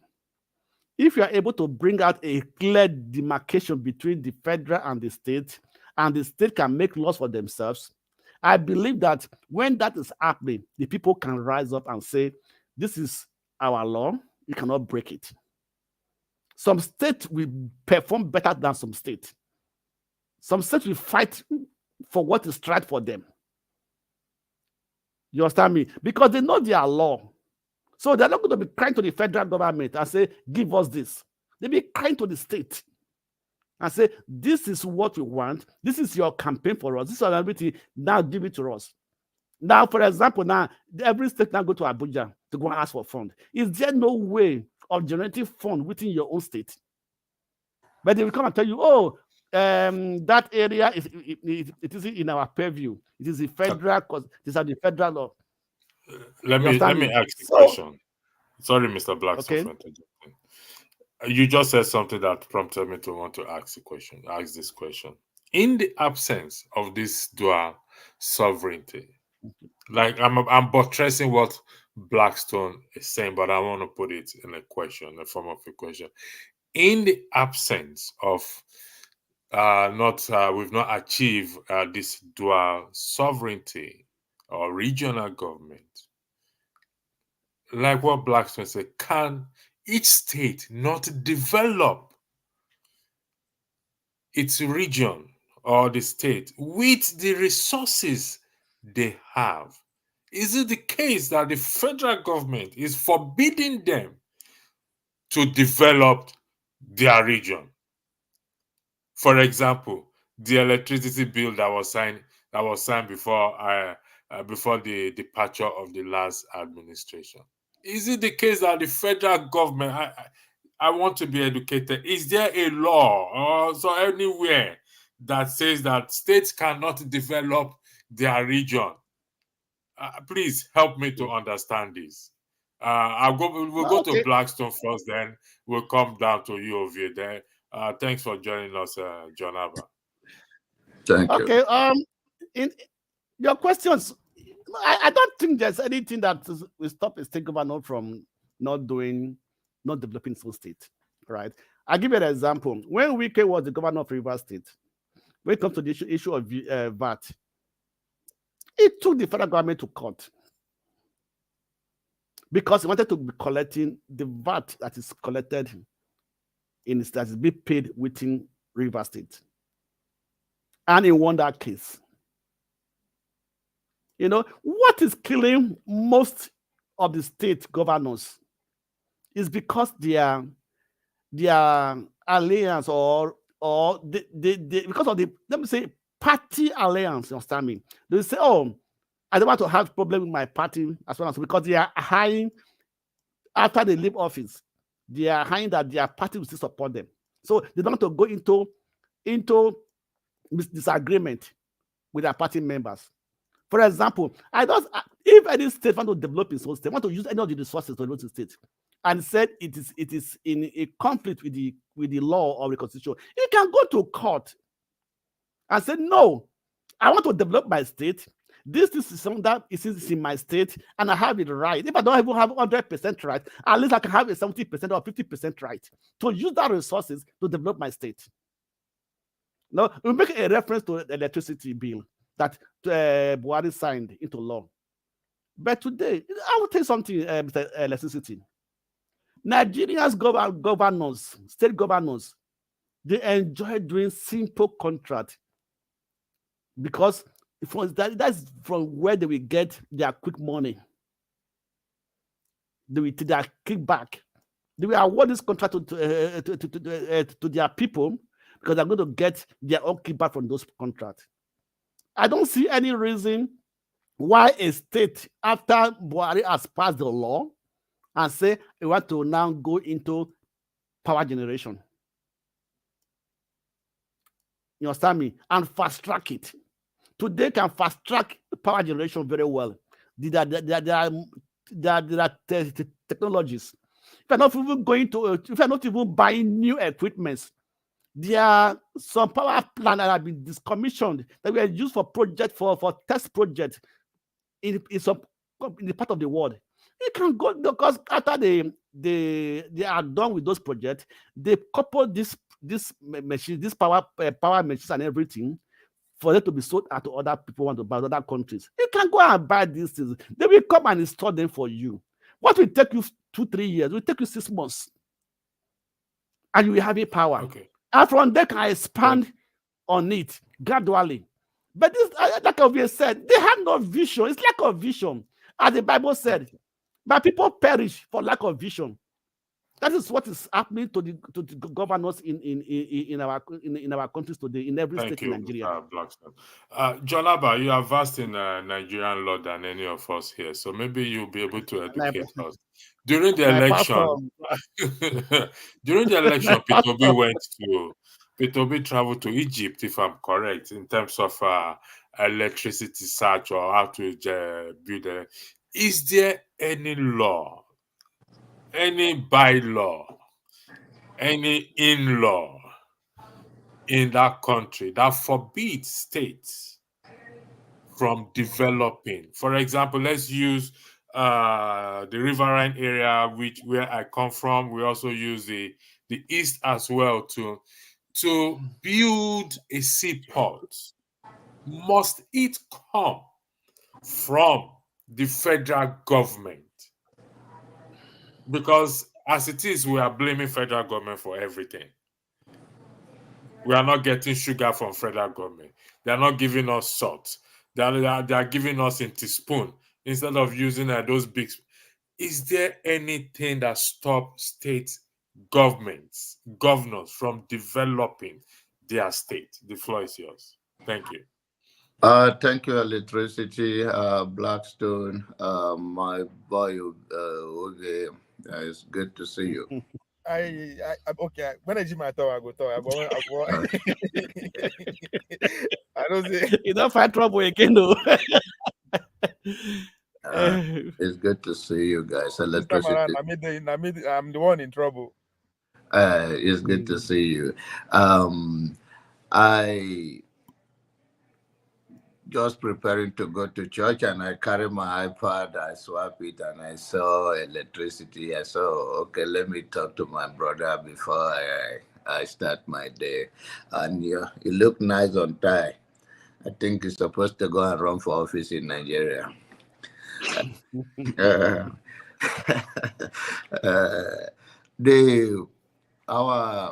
Based on my own observation, there is no law.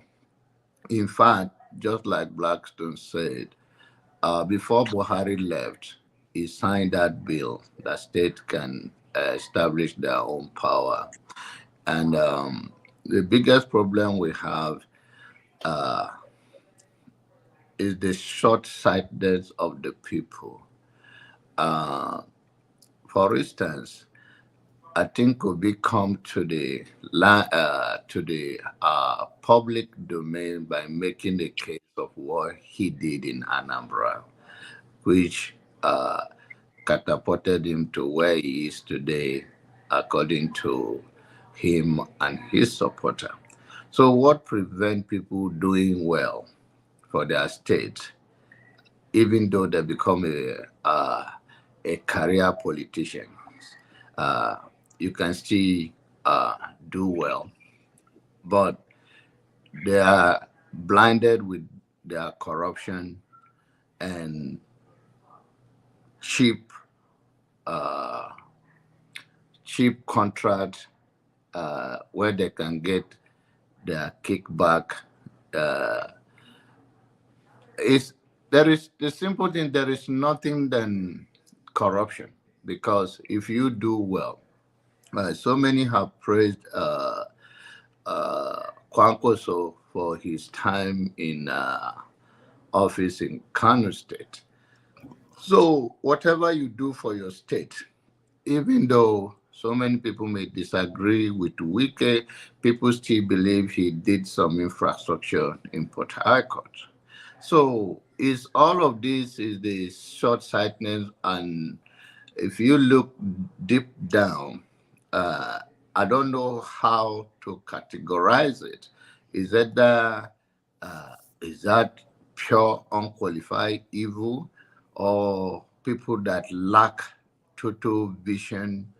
And the first thing is that what did they have in mind before they started running for an office? Are they just want to go and loot the money, make name and enrich themselves and their family, or they go with good intention to serve the people? And end of the day, you see the result very clear that these people have no good intention to serve the people. It's just an opportunity for them to enrich themselves. And that is the reason why the state are not growing. And I'm pleased that you came up with that, because oftentimes we come to this platform going straight to the federal government when we have the state government, when we even Wike was not APC. I don't know if it's APC now, but then he credited Buhari for not owning the state.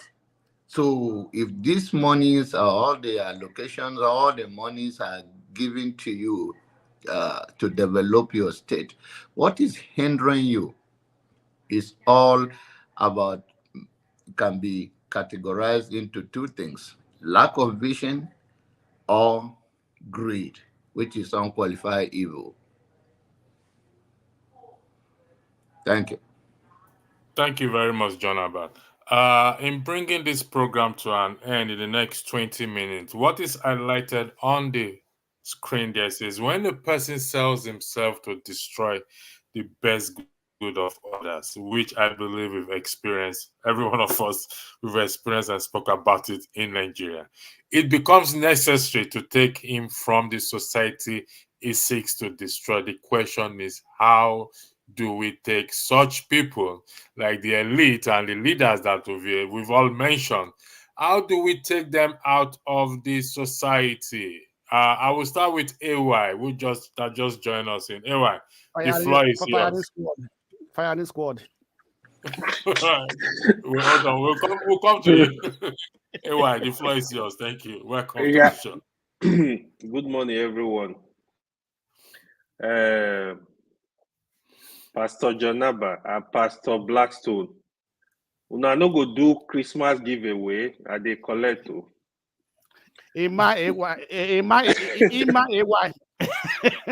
I'll collect it. You guys need to do Christmas giveaway. That what time never reach. Our senior pastor did there. Our senior pastor Jonaba. Jonaba. Assistant na electricity. Assistant electricity. Oh my God. Yeah. It seems you guys have been on for over almost 2 hours. Wow, that's great. Yeah, the question you asked, how do we get rid of these people that have kind of like destroyed the good of others?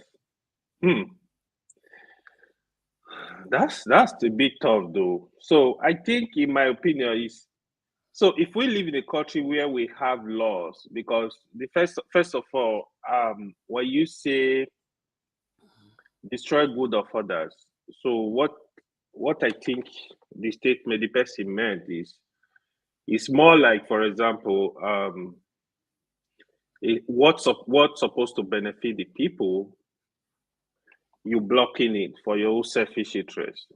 It could be a form of anything. Let's say share company in Nigeria, they're supposed to pay $10 billion to the community we are operating, but one man will collect $2 million instead, and let the other money goes. Or it could be infrastructural development. Take money, build a road. You put the money in your pocket, and people are dying on that road. So it's very wide. I think the simple answer is punishment for those people. We have laws that are working. You face the music. Whatever the law of the country, of the law of the place, you should be punished accordingly. That's the way I see it. Unfortunately, where we're coming from, we have these laws, but nobody is implementing. People do what they like. in the name of anything and go free. They do commit all this evil and they go free, you know. In fact, they will even give their chieftaincy titles. Religious center we recognize them as the heroes, the people that are doing it for them. So it is a societal problem. I think if we have laws that are working, if the law demand you to be in 20, depend on the offense. If the law demand you to be in 20 years in jail, so shall it be. Anyway, If it's are to you eliminate, suggesting that we don't have such laws in existence, we or have. is it the case that those who are supposed to enforce or implement these laws? You need to clarify that, please. We have the laws in existence. If I think we have them, the implementation, that's where the problem is. Because of the corruption, those that are supposed to implement, they will commit another offense in form of taking bribe and say, hey, let that person be free. In form of some of them have godfathers. Hey, don't touch that guy, let him go. So it's just different stuff. Is the corruption and the laws are not really working. That's what it is. All right, Mr. Blackstone. I know of you. It's the floor is yours in respect to the question on board. I'm going to highlight the question again. Sorry about this. Joaba, Let me I know that I know that be bad boy, but I will I will come specially. I'll come and explain first before anything. Anyway, running up you 3 questions before us, Abi. How do we solve how do we achieve the dual sovereignty? You said why the governors are not living up to expectation, and how do we defeat the current elite? I think the dual sovereignty issue is, I think there's a blueprint already out there. We are not special as a country, right? But at this point, we are caught between the philosophy, the ideology of the British who gave us, who colonized us, at the same time free us. I don't know where they free us, but insist The good, we model what are our called between the government good and the bad. insist we model our government like their own, which explain what we used to practice as a regional government and all that. But again, the reality of the present day as at that time, which is America as the world power, say no, you guys have to go follow our own way. I mean, this is my own explanation of why they choose this same government that we are practicing. This is what I'm saying. So we modeled after the Americans, but we did not go into details. Those who live in America should go and study the Federalist paper, which arguably one of the best essays collective that explain what American government and people is about. Where the constitution that we are derived from, the American Constitution, can largely credited to 3 people, right? Alexander Hamilton, James, and Jane Johnson. Those are people who actually contributed more than 60% of what is currently the constitution. But how did they arrive there, which is how we go to achieve our? I'm not saying we should do exactly what they did, but it's something that we can look and say, okay, we want to adjust our own. Delegates, they remember there were about 13 colonies then, 13 states. Delegates from these 13 states assemble themselves after they don't get independence from British, or about 10 years after their independence, where they actually modeling their own government after the British. But they feel that they were powerless because the 13 colonies were individually more powerful than the central government, which exposed them to another external invasion. They were wary of the French people coming towards from the Canadian, the Quebec side. They also worry about the Spanish people coming from the Mexican, or they are worrying about the British themselves, who eventually come and invade Washington, D.C. So they have to find a way to come. How do we create an entity, a society that is derived power from the people? By so doing, we will avoid what the world known as democracy, because America is not producing democracy. Their fear is that some fascists or a group of powerful people will use that spirit of democracy to hijack power, which says majority carry the rules, right? Kaba, just like with the accused Tinubu saying that Kaba na income, but came through the institution of a parties and they're empowered today. So the American people from the beginning, they try to avoid that. That's why they democratize every aspect of their society rather than having majority carry it all. So there were rigorous debate. They locked themselves for Philadelphia for over 6 months.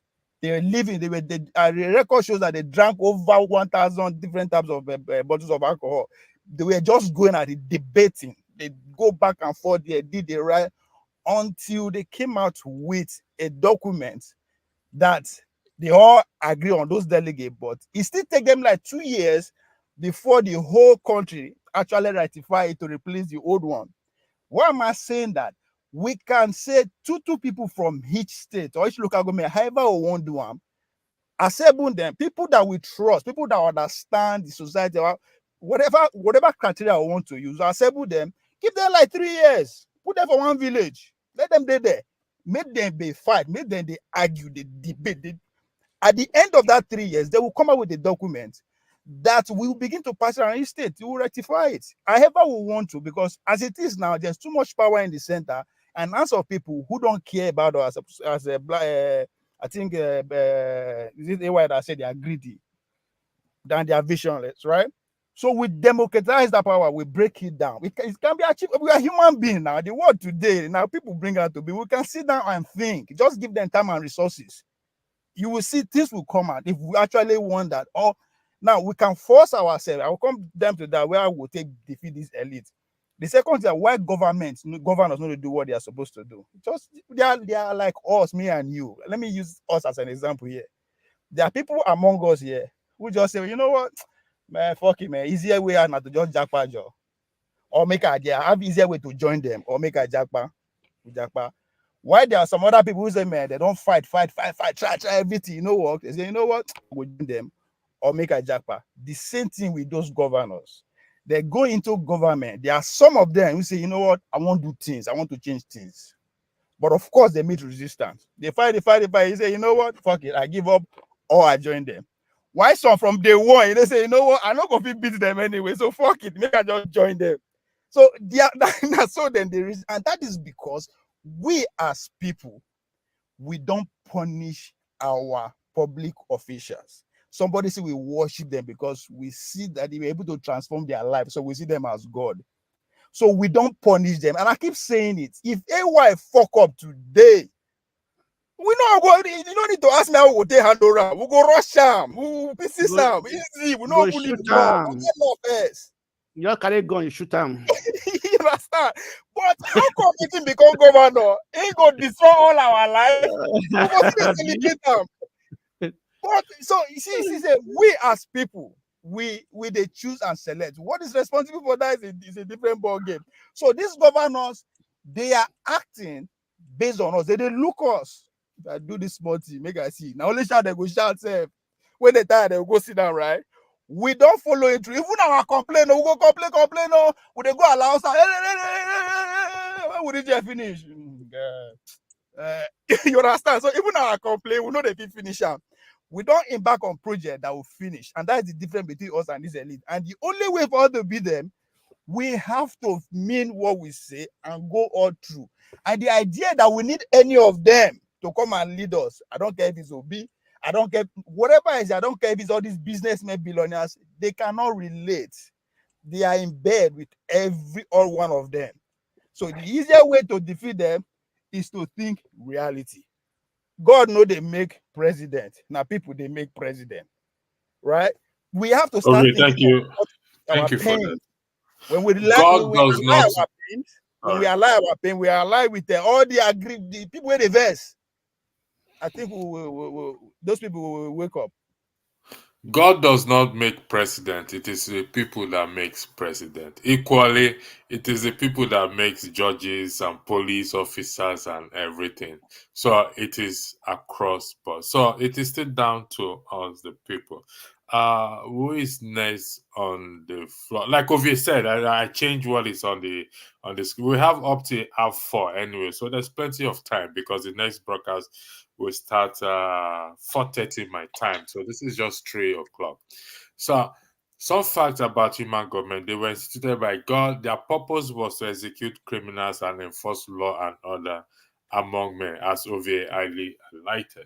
And when these things are not done, I cited an example of what happened with George Santos. The most recent one is George Santos in the United States, where he was expelled from the House due to a violation of a violated ethics rule.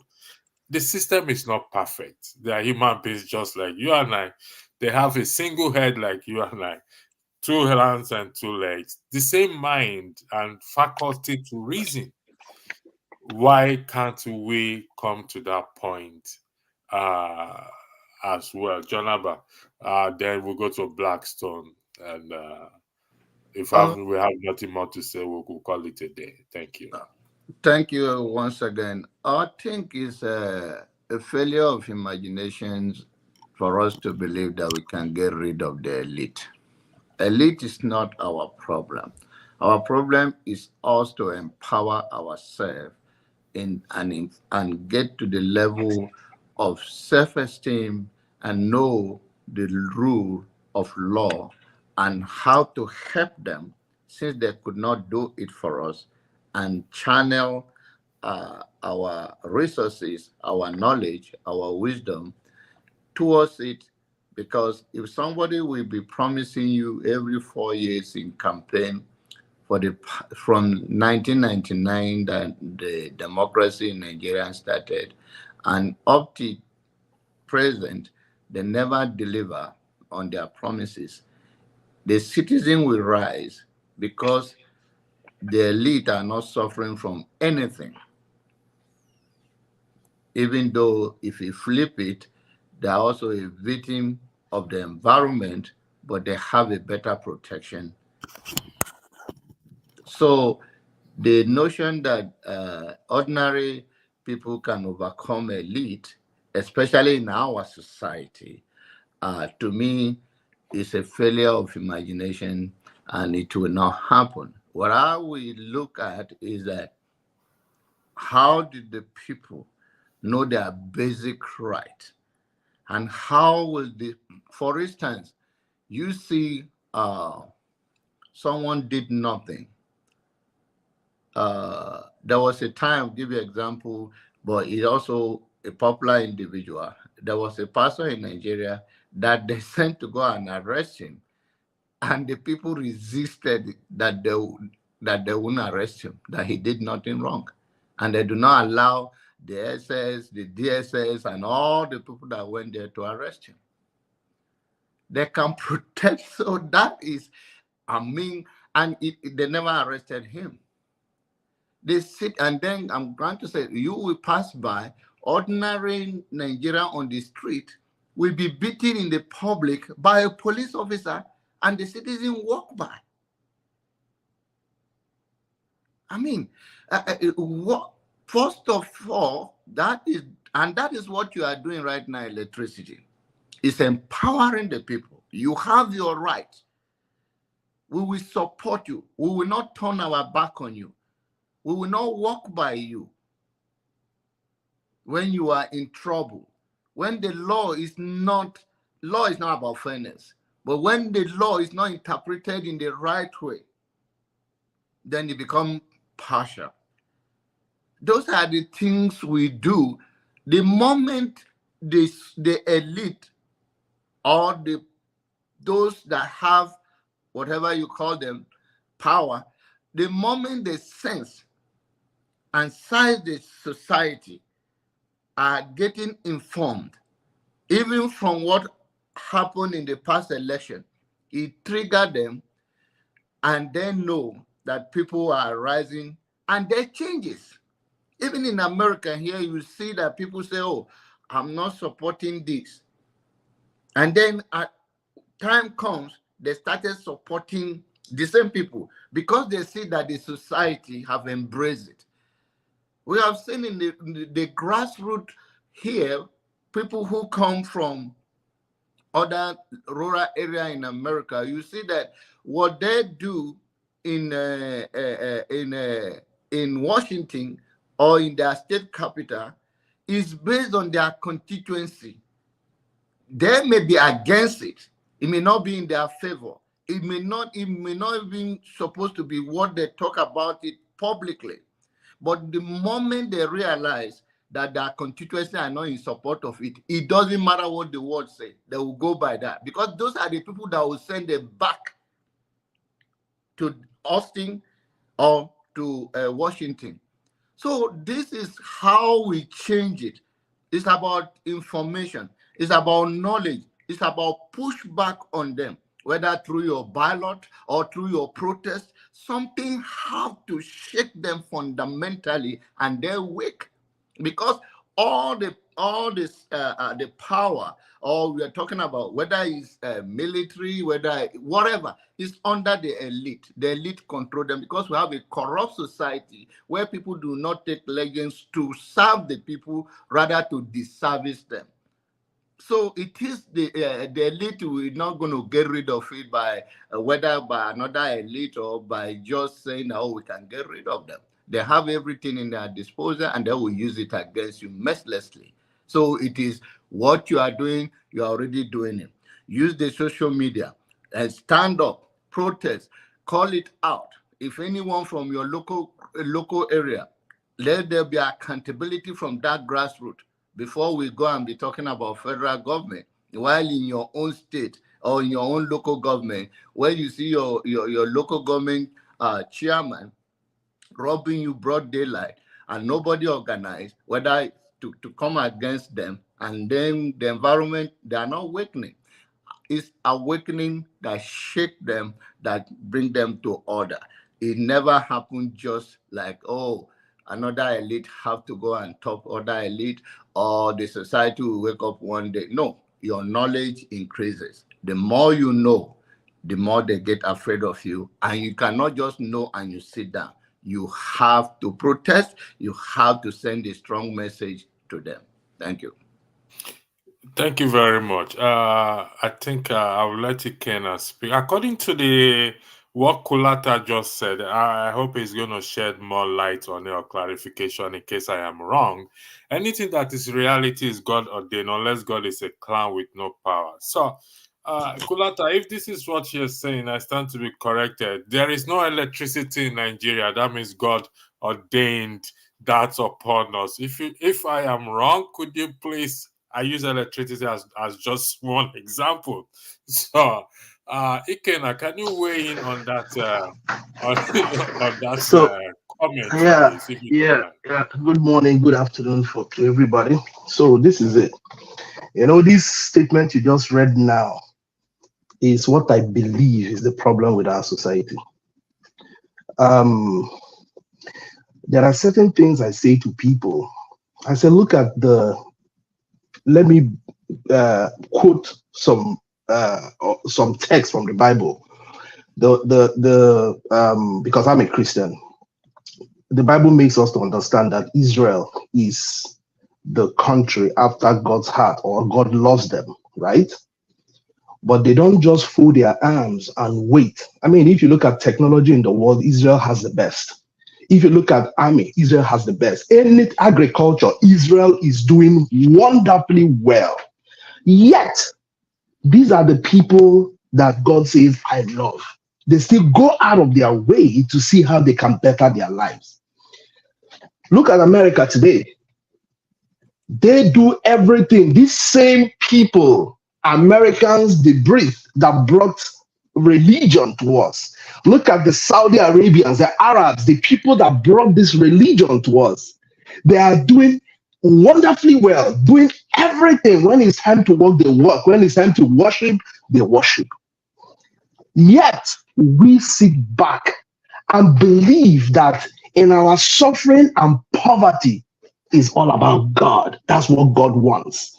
People sit back and tell you, oh, God ordained it. That's why he look at all the prophecies before the election. All the prophecies. Which one came to pass? None. Well, one thing is for sure. We know who won the election. And the winning of that election wasn't about the prophecy. It was about the people saying, listen, this is what we want. But we are sitting back watching things have gone the other way. listen, let me say this. I really don't come to comment on public spaces like this because one thing I believe for sure is that every Nigerian today knows exactly what's wrong with the country. There is no Nigerian who wake up today, even as little as 12-year-old, that does not know, that would say, oh, I don't know what's wrong with this country. We all know. But the fact is, what are we willing to do? And if anybody tells you, I'm sorry, I respect what you do, but I think we are talking too much on social media. That's just what I feel. We are talking too much on social media. And these men whom we refer as the elite, which is less than 1% of the country, understand that everything will end up in social media. So they will go on and do what they want to do after all. I mean, we can do whatever we think we can go to social media and rant. These comments were made during the election. Oh, at the end of the day, no be social media on a go-go. And they are leaving it. I feel, and so that you don't also misunderstand this, when we talk about holding the elite accountable or holding the local government chairman, the last speaker said, oh, we should start from the grassroots, even hold your local government chairman accountable. I laugh at that.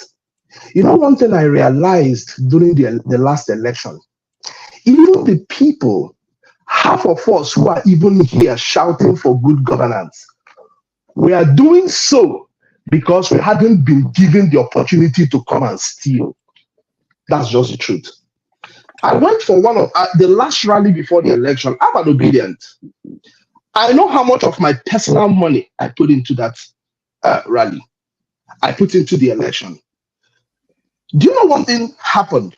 Why? During the last rally, I met some people. They said, you did all this thing. Why haven't you come to the party office to come and show yourself and, so that you'll be recognized? I said, no, I wasn't doing this for recognition. I was doing this because I believed in what we are doing. I believe in this cause. I am doing this for my children. I'm afraid for my children in this country. Unfortunately, I lost my wife due to bad governance. In our own national hospital, in front of me, my wife was killed out of carelessness. Do you understand? So I said, I know why I'm doing this. I'm not doing it because I want P2B to recognize me or to give me a position when he wins an election. No, that's not why. But guess what? Most of the teams, obedient team you saw, everybody had an agenda. Everybody had, I'm not saying all of them, but most of them had an agenda. They had plans. Oh, it will be okay when they will release campaign money. This is how much. And I was there listening to people complaining. They release campaign money. This person carried it. This person. I was like, damn, is this what it is? Are you guys doing this because you were planning to get part of that campaign money, or you were doing it because you actually believed in the person you were supporting? That's one thing. Two, the people you're expecting to go and hold the local government chairman accountable, or whoever it is accountable, they are even worse than the people they are supposed to go and hold accountable. Everybody is all about money. Everybody is all about make my turn, make my own person enter there. Then I will be able to, gather the much I can. Nobody is even willing. Nobody is interested in what is going on in the country or saving the country. We are hungry today. We are hopeful. Oh, don't worry. One day it will reach my turn, or one day my person will enter there. I go. Just while the campaign started, or while the election season came on, I was with a friend. I was talking to a friend.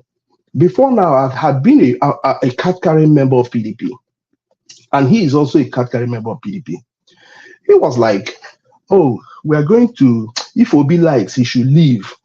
No, that was exactly when Obi left and went to Labour Party. He said, we will vote PDP. We are not voting Obi. I said, guy, you are not serious. I mean, I'm not voting PDP. I'm a card-carrying member, yes. He said, why? If Atiku enters there, it will be good for all of us. I say, yes, it will be good for all of us, but that's not what I'm looking for.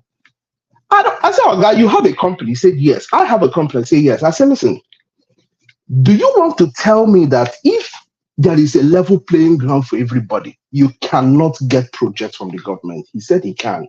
I said, so why do I have to support somebody because I want projects when I know on a good day, I can do this by myself. Why do I need to sell myself short? Why do I need to mortgage my family's future, my children? Why do I have to do all this? Just because I want somebody that I'm closer to be there so that I will be the one favored. Don't favor me. All I ask is have a level playing ground for everybody. Let me play the way others are playing. Give us the level playing ground. So this is the mindset of the young people you are expecting to hold their local government chairman accountable. That mindset is bad. Across board, I can tell you this is bad.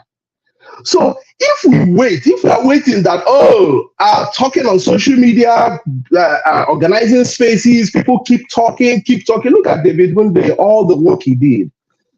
In a sane climb, trust me, Nigeria will still be boiling till today. But hey, everybody is cool with it. If the government decides tomorrow that as long as you're in Nigeria, everybody will pay 10,000 naira, whether you have it or not, trust me, we will swallow it. You know what's going to happen? People will come to your house, kill you, collect your own 10,000 to go and pay to the government so that they will be in peace. That's what's going to happen. I think we have a docile society. We are very docile. And I believe that one of the major problems to this is religion. I'm a Christian. I've done my service this morning. People just wait and say, oh, God is going to do it for us. No, there are certain things God had already done for you. There are certain things God had done for us. On the other side, Muslims will say, that's Allah's wish. And we are suffering and dying. We don't even sit back to ask ourselves, the people that brought this religion, what are they doing? Are they sitting back? A friend from Egypt called me one time and said, guy, you guys, we are surprised at Nigerian youths. We are surprised at Nigerian youths that they have to stand up. If you protest for what, in fact, I remember when I'm from Imo State. I remember when the Supreme Court judgment in Imo State happened. I called one of my guys who was a top PDP person then. I said, why are we not sustaining this protest? He said to me, it's money to protest now. For you to keep people out there, you have to be providing food. You have to be providing water. You have to bring money and all that. And I said, so the people do not know what is good for them, that I have to pay you to go and fight for your rights. And that's the reality. That's the reality. I just feel that we are not there. The suffering, we have not gotten there yet. We are still able to breathe. That's the reason why we are taking it all in. We want to suffer and we want to smile. We trivialize everything. People are suffering, dying, you see. I saw one clip the other time. There was an accident. A trailer hit a bus. People were there. Some were still alive, breathing, but in pain. You won't believe that I saw human beings like you and I will walk over them to go and take fuel from the tanker. Nobody cared about the people who are there in pool of their own blood.